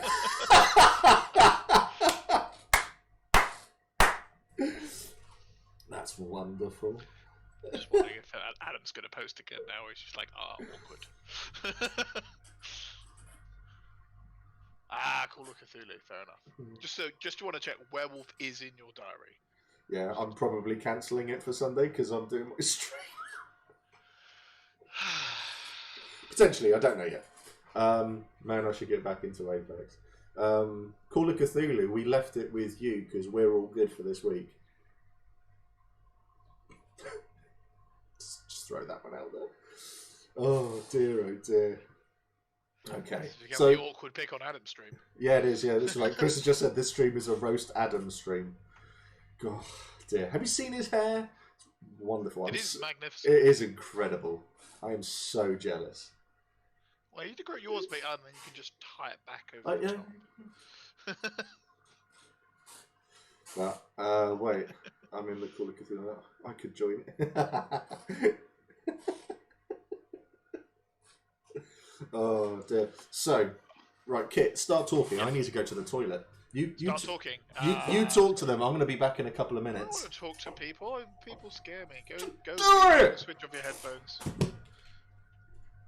But yes, Empire. I'm looking forward to Empire. There's just so much I want to do. I was slightly. Part of me was happy that some of the events got skipped. It's for completely selfish reasons. There's a particular thing that was going to be happening at E4 that I was going to miss because I wasn't going to be at E4 for exceptional reasons, and I don't know how many people on this channel know, but my darling wife is pregnant, and we're due in September for our second little girl. Yay. What would my character do if I got the throne? Wow, good question. Thank you.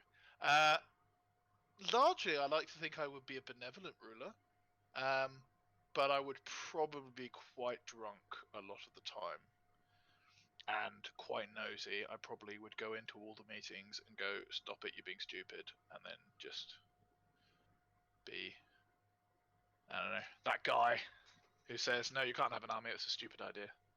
But then again, I probably would get either assassinated or excommunicated fairly quickly, I reckon. My background is all in like security, so I'm all about peacemaking, trying to make things run like smoothly, and the Empire does not run smoothly, and it's also not conducive with games, so I don't think I'd last very long. But yeah. And of course, tax breaks for the Navarre. Probably get the League to just fund everything. Can I do that? Is that a thing I can do? No, okay. What about you, Chris? What would you do? I mean, surely you're interested in getting to the throne. Just throw money at the problem, right? Or not? Oh, actually, do you know what I think would be really interesting is to see Adam on the throne. Personally, I welcome our new spider overlords. You don't want to know, Steve. You just don't want to know. We've been musing about thrones. Can you even hear me yet? I don't know. Ooh, despite all the notions of the nuts. Yeah, that would be good. Seros would be amazing on the throne. That is absolutely true. Wouldn't Seros be amazing on the throne, Steve? All I've seen is the throne, not your child. What have I come back to? They asked what it would be, what I would do if I got to the throne. Chris suggested I sell it, but also clarified. You're going to sell your child, because, yeah, I concur. You know, I would probably abdicate the throne and just put Molly on it. She'd be a much more benevolent ruler than I would. Ceres would be amazing on the throne. Our Halogen worship is now the official state religion. Oh. Oh. No. Spider joke. No. No, that would just be bad. That'd be so bad. Spiders for everyone. Oh, dear Lord. No. Can't imagine it, to be honest. You see, I've been inspired a little bit by Ceres's commitment to his motif, and I'm contemplating setting a 3D printer up to print out shark's teeth, just to see if I can do something similar with Siaka. Because Siaka seems like a cool dude. Yeah, I think everyone has a favourite Eternal, don't they? That they so Siaka or Halogen. I mean, and then for me, Cathan Kane. Cathan Kane. You still haven't impressed me with that yet, by the way. No, parts of you seem to still be unfrozen. Yes, I know. People were congratulating him for his child, and my Selleck comment came in, and he was expecting it. It's like, I didn't want people to think I was advocating putting your second one on eBay. Wow. Lils for Empress. Yeah. No, God, no. It's so bad. Or the Sadogua. Let's get a cult each at the Spring Eternals in the bar. The odd thing about Siaka, which I absolutely love, because the best way you can get in good with Siaka is by being at odds with Siaka, because he respects like strength and conflict. So basically, beating the snot out of his heralds and sending them back through the portal is probably the best way to gain credit. So I'm not sure if I'm contractually. Thank you. Wording is good today. Obliged as well. It's my new favourite word. Eleonaris, because of how often I've helped cast Knights of Glory. Yeah. Don't sell it. A child is just spare parts for you later in life. Need a kidney? True story. I'm covering all my odds by having a second one, and then potentially a third one, but we'll see how the second one goes. Yeah. And no more! No more. You're going to have it removed. No. No, I'm talking about the third child. Oh, right, okay, that's fine. We have a green mother cult. No. We have a green mother cult already. Yeah, we've too much of a green. It's not really a cult if they're all out there. They're just kind of like an overt antagonistic religion. Cults are implied to be slightly, secretive. See, I think I've already got Cathan Kane's attention. Cathan Kane has been in your list for a long time anyway. Yeah, because I'm so curious about how they do that. I love the idea that that's a bit of fluff that they wrote for the thing, thinking no one will ever actually try. And then it's just like, oh, Mac, again? Look, there's nothing. You're just a brain in a jar now. Stop. You have a 1-in, 1-out system for every child after the third. They have to fight, and the first one to lose gets put up for adoption. Sounds like oh shit! What's Sam's character called? Senator for League of Senator for Tersato, I think, or is it? Oh yeah. Yeah, him. Sounds like you're in league with him for the whole orphanage burning thing and jewelry shop, blah. Oh, thank you, Rachel. That's awesome. Rachel subscribed to Prime. Thank you very much. So that's 2 prizes to give away now. Yeah, I'm not too. Play around with. Yeah, I'm not. Well, I won't go that far, but I'm not too sure how to do it now. I would suggest a fight pit. Just get everyone to video themselves speaking the snot, and then just whittle out the victors till there's only one person. Yeah. Genuine question. If you became Empress, could you dissolve the seat so it's run just by the heads of each nation? We shouldn't have a single person who can do stuff. Democracy. No, basically. The way the game works, in my understanding, there is an Imperial Constitution. The Imperial Constitution can only be modified by the throne, but requires basically the throne and the Senate to agree on it. And in a purely mechanical point of view, PD like conflict, therefore they're never going to dissolve that role. No. It has to get approved by the civil service, essentially. Need to ask you about emotes for each nation soon. Not a problemo. So... Also, democracy sucks. I mean, nothing about that is more evident than the current world. Yes, but we're not talking. It's a lovely idea, but it doesn't really work. We're not talking about the current world at the moment. So, I think I would love to be Empress. Could you just say that all the answers to questions are to be decided by nation senate holders? I think let's talk about democracy. I think if you were Emperor Empress, you had one representative from each nation to discuss everything. You're then, I'm not saying passing the buck, but Constitutional Court has to ratify anything. Yeah. That includes Matt P as an NPC. Mm. Yeah, basically the civil service gets to say no if they don't think the change will be good for the game.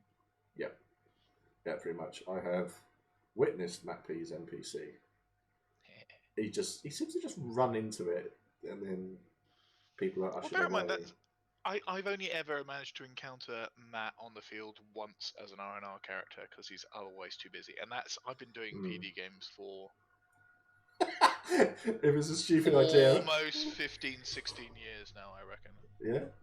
Yeah. I've seen him twice in the field in Empire. I've seen him in the field, but only ever once as an R&R character. I've seen his NPC. I haven't seen him as an R&R character. I think we got him drunk. Awesome. If it's a stupid idea, Matt P comes in and just shivs you IC and OC. That would be the most efficient method. I would love that. I would love to see Matt P just rock up with a two-handed. Boom! Beat the snot out of someone. That would be so funny to see. That would be absolutely hilarious. I would love it. R&R, rest and relaxation. So everyone working in plot and monster and stuff can essentially periodically just go into the field with a rest and relaxation character with no skills or stuff and just go chill out for a bit. Yeah, we got one in the 2 feet, don't we? And he turns up and... It's anyone working in the God team can essentially, if things are getting too much to them or they want a break, they'll go an R&R in the field somewhere, and generally just get drunk in a corner if it's the end of their night. Yes, because that's I've forgotten his name. And like I said, in 15 years, I've seen Matt as an R&R character once.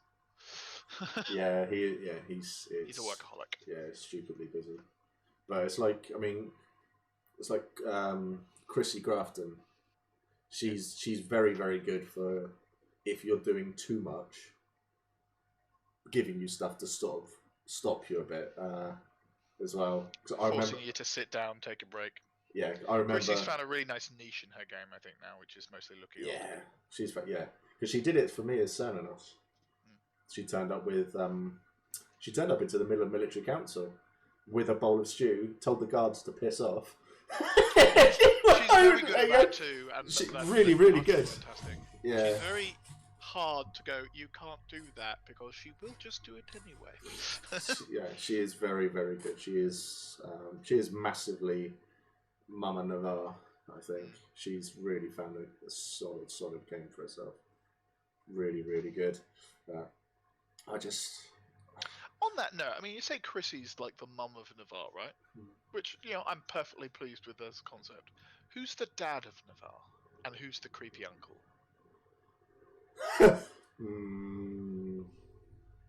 You were the creepy uncle, but you've moved to another nation. Yeah, I know. Yeah. So, the dad of Navarre.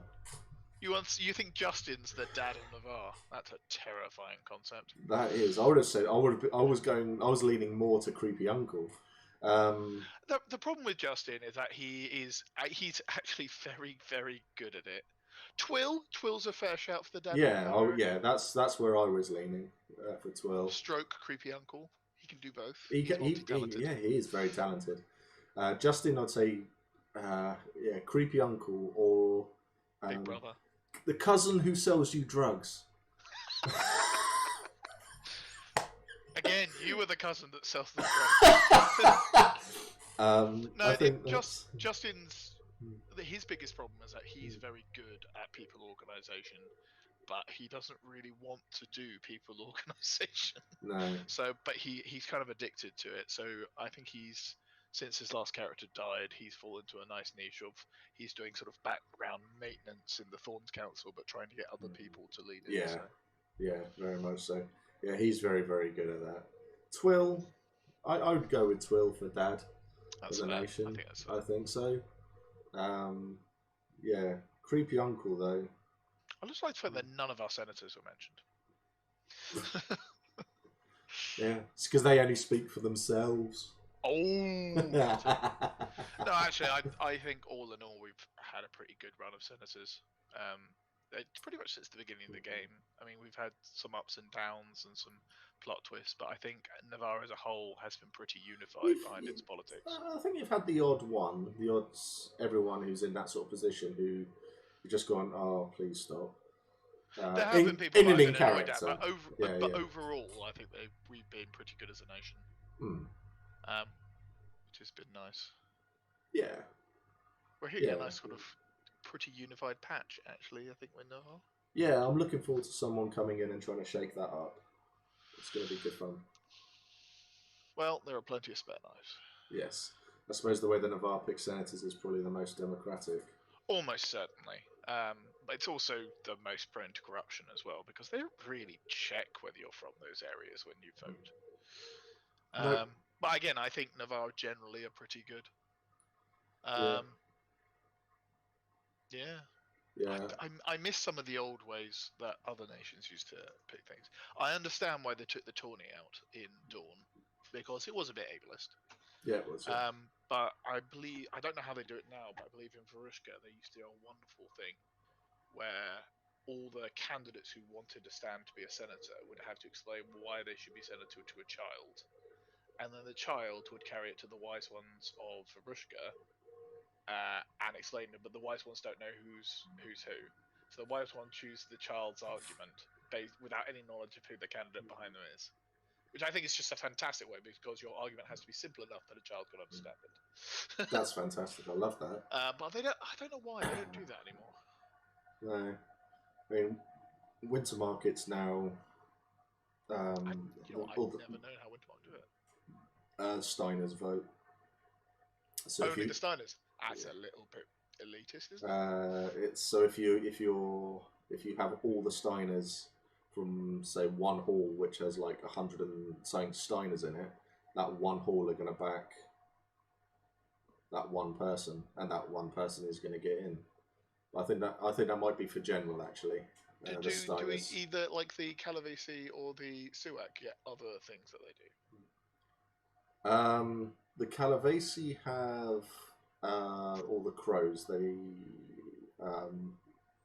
will all sit down and they discuss everything like that. It's like you get the Thanes meeting as well. So there's lots of meetings for lots of different areas.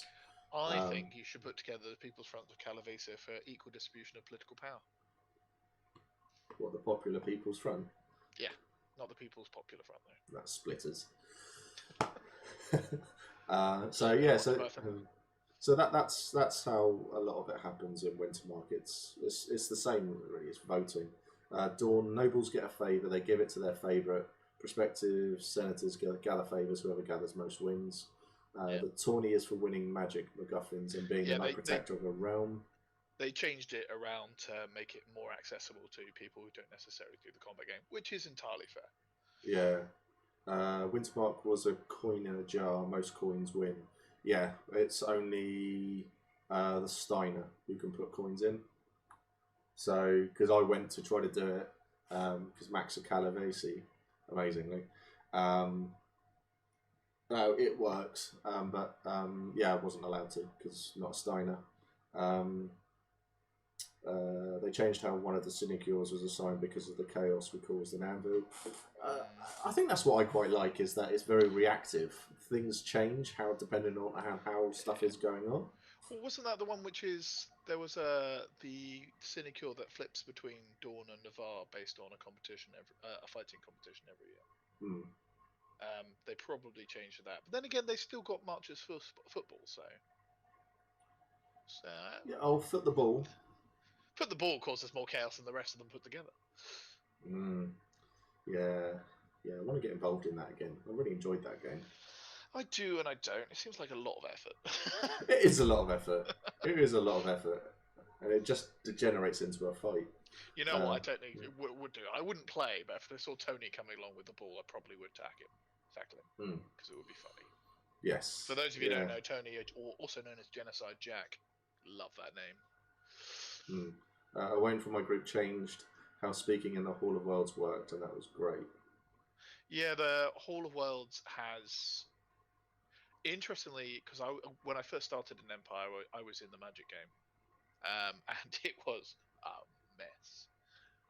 And I think the Conclave has gone pretty good now, because it's a lot of people don't bother going, and I think that's actually part of what it is, because of the reputation Conclave has. So it's streamlined slightly, and they've made, because it's an evolving game, there's so much of the game that was ideas at the beginning that have been teased and teased, and everything settling down into a routine that works largely. Although we do have a concept for Conclave 2, Electric Boogaloo. But that's something you'll have to talk to us in game about.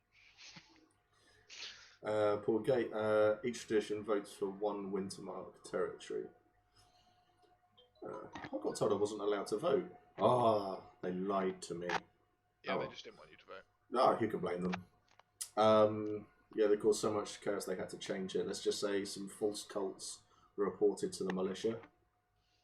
Sounds good to me. It's good look, man. Good look. That's when the Empress assaulted him in front of 200 people because he put down 50 mana to chat crap about a dice game. Which is a reason why I believe you guys got her arrested. That's fantastic. Because technically speaking, you were legally in the right, and she was illegally against. So it's starting to vote for Harnmark each year. Calavesi for the centre for Calavesa each year. Right. That would explain why I didn't get to vote then, because it wasn't E1. Okay. Thank you very much, everyone who's corrected me. Each of them come from different areas, don't they? Yes. Yeah. So Mac has moved into Calavesa. Yeah, she has a rep sheet for now. Calavesi vote is E1. All you need is a one ring piece. Excellent. Well, you certainly are a ring piece. I don't think the jar's big enough for me to get into. No, the jar's just got to get in you. Awkward. Yeah. Come get your vote, civil service. Okay, so that'll be okay. So that explains a lot there. Thank you for explaining that to me. Does anyone know how any of the other nations vote? I've seen that video. Look at the wiki right now. Yeah, I've seen that video. Please don't. Which one? And was this the one Steve's in personally, or one of his just inspiration videos? The one with the children singing in the background. Behind a curtain, actually. We're not monsters. One of them votes for who they don't want in charge. And the person with the least votes wins. That's kind of cool. I like that. Brascos is a blind auction. I like that. Blind auction's good. I like. Where does the money for the blind auction go? That's the real question. Who pockets that at the end of the day? Because otherwise someone's got a great scam that I've just done. Yeah, that's league. Business owners get voting bonds. To the other bidders. Okay, fair. League business owners get voting bonds. Oh, that's cool. Yeah, I know, because it's the whole. Because I've got friends in League, I was familiar with that, and the more powerful your business is, the more votes you get, essentially. Which is why their group is, I believe, almost entirely businesses, bar one person. Maybe two people now. Okay. But also there's a whole principle in League where you don't necessarily vote on who you want, but you sell your votes to other people. And then basically there's a culture where the senators buy your votes off you. It's expected. Yeah. Brass Coast cash gets given to the other bidders in proportion of how much was bid. Winner for the Brass Coast gets the position. The second place gets most of the money. So basically, I quite like that, because standing for a senator of Brass Coast and doing well, but not too well, is actually your optimal position.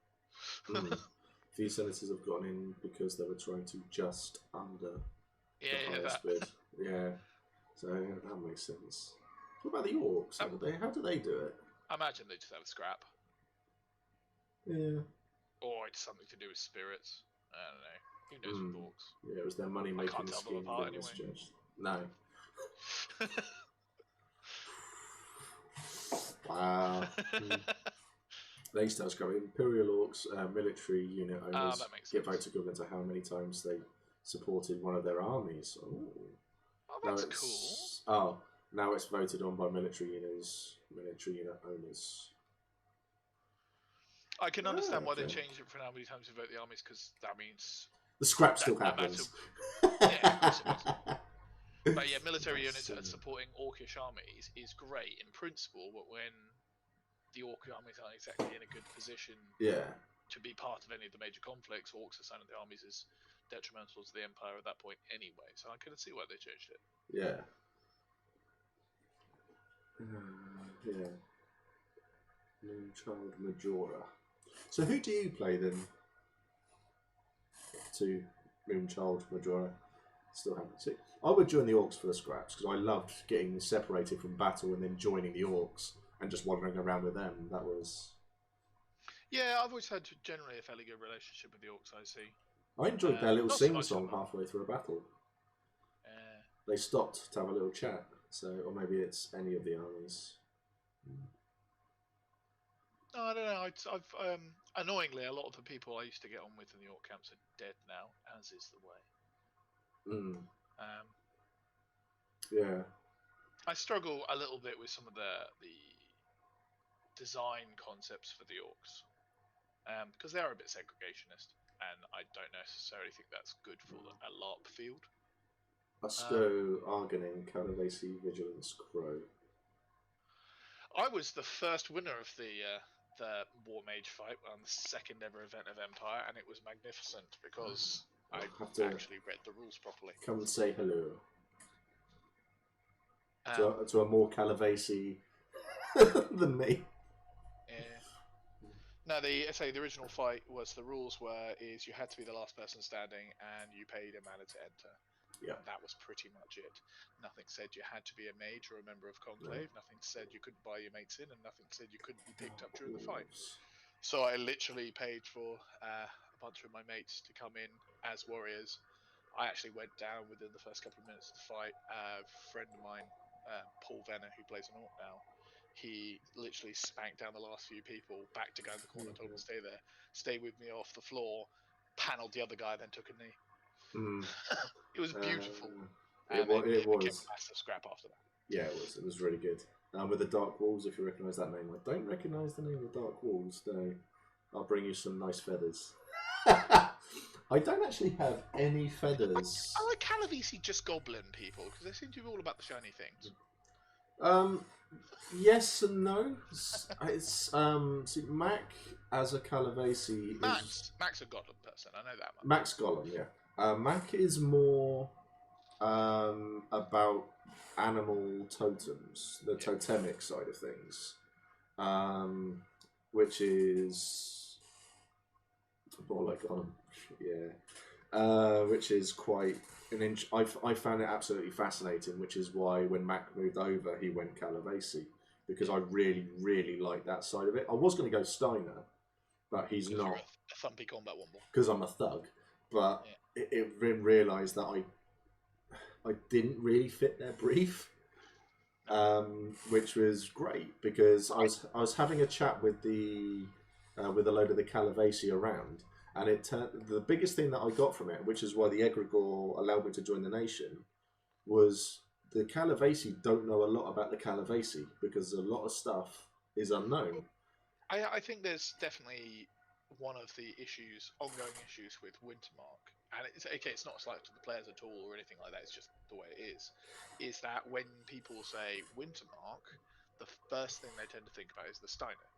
The Steiner are the prominent poster boy of Wintermark, and I don't think a lot of love has gone into the Suak and the Calavesi to let them shine in the same way. I know who you are now.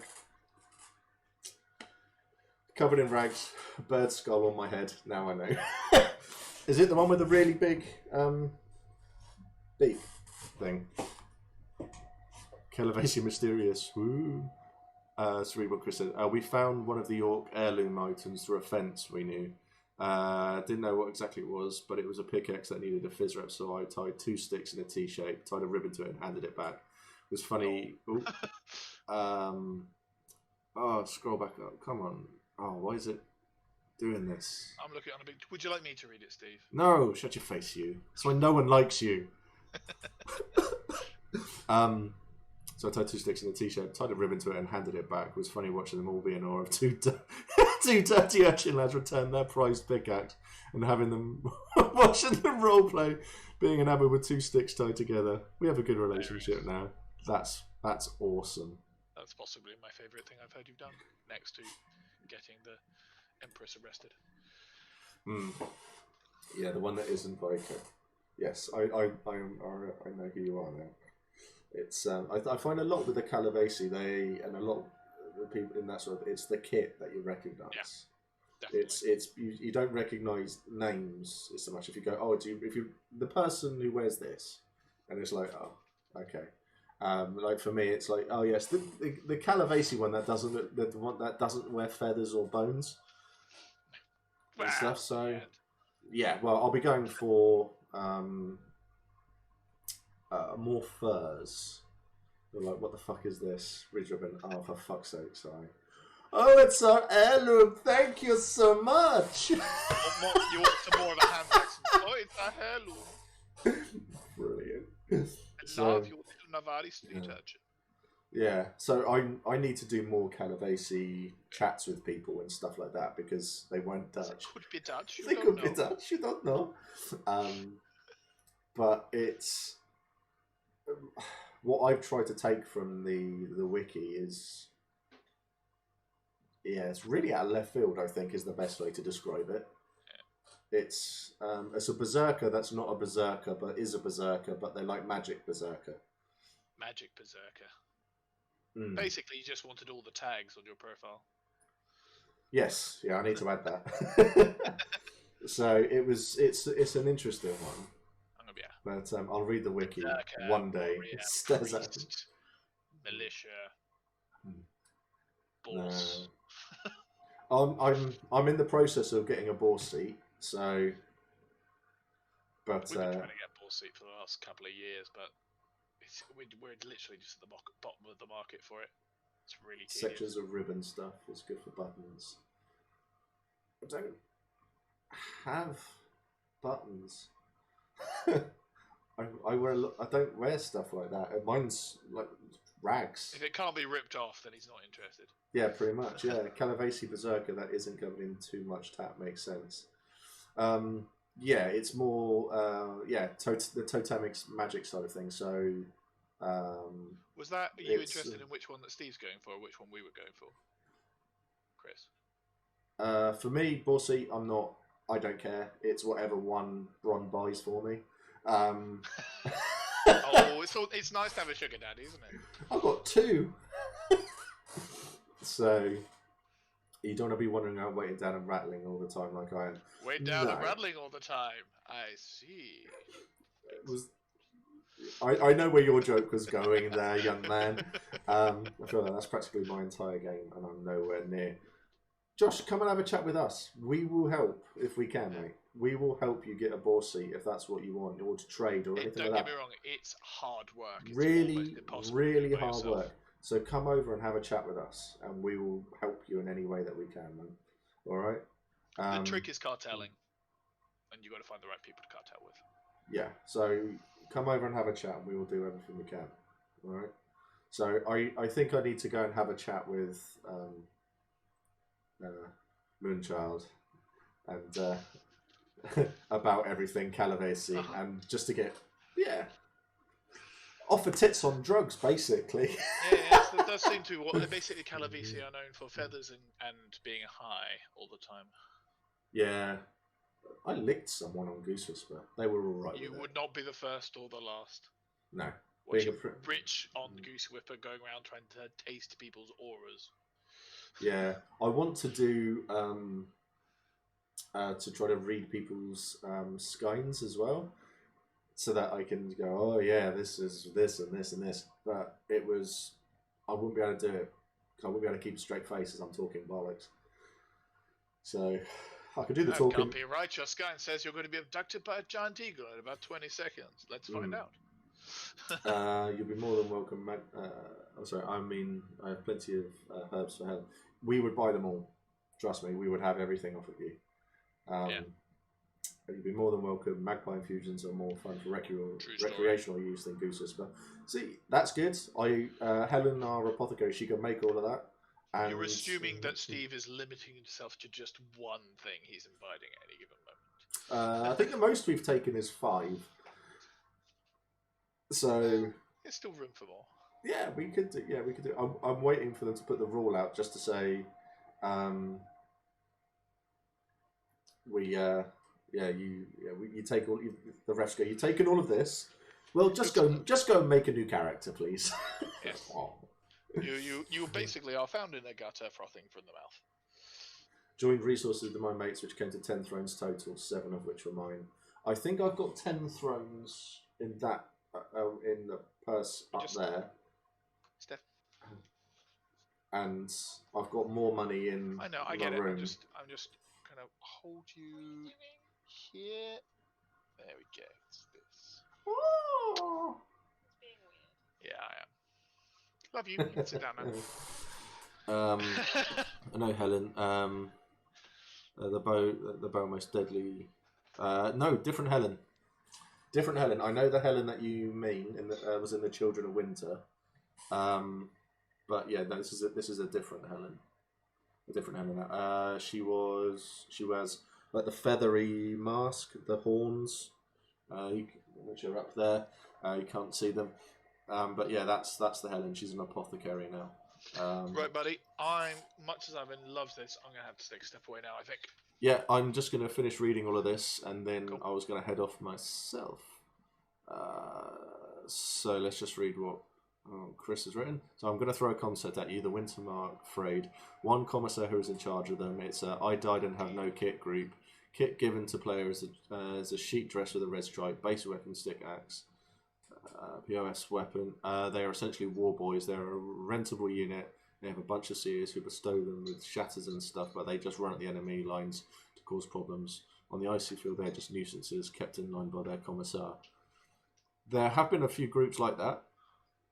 Well, vaguely similar anyway. They soon get... They don't last, typically. Yeah, exactly. There we go. Kind of works. The issue being is people massively distrust the Frayed. Yeah. That is pretty much it. So, I'm gonna call it there. I think we've been going for 2.5 hours now. So I hope everyone's enjoyed it. It has been great, and I think I would love to do something like this again. Just chill and chat before you head off. Everyone wants to get the last word in. That's why it would have to be run by PD, so when you die, it's given as a temporary option. Magpie infusion. Yes. You've piqued his interest. Wow. Your turn. Reading your speeches, Slash, you find yourself blinking rapidly or suffering from watery eyes. Any spell that you hear being cast causes you to perceive dramatic slays of colourful light that can be quite distracting. Take it.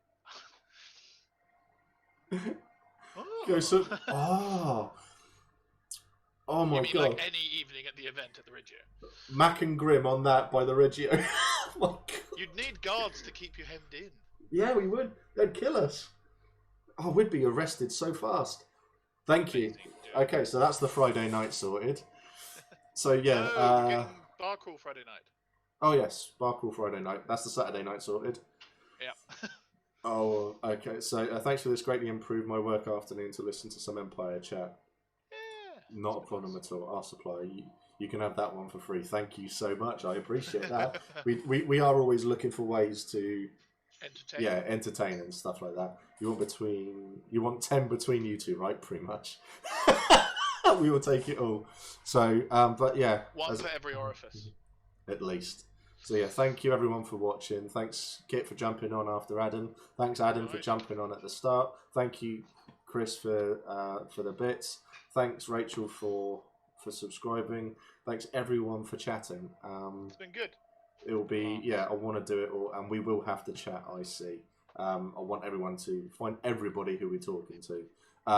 Everyone give Adam a follow too. He does a lot of streaming of Call of Cthulhu as well, and he is hopefully if it ever happens again.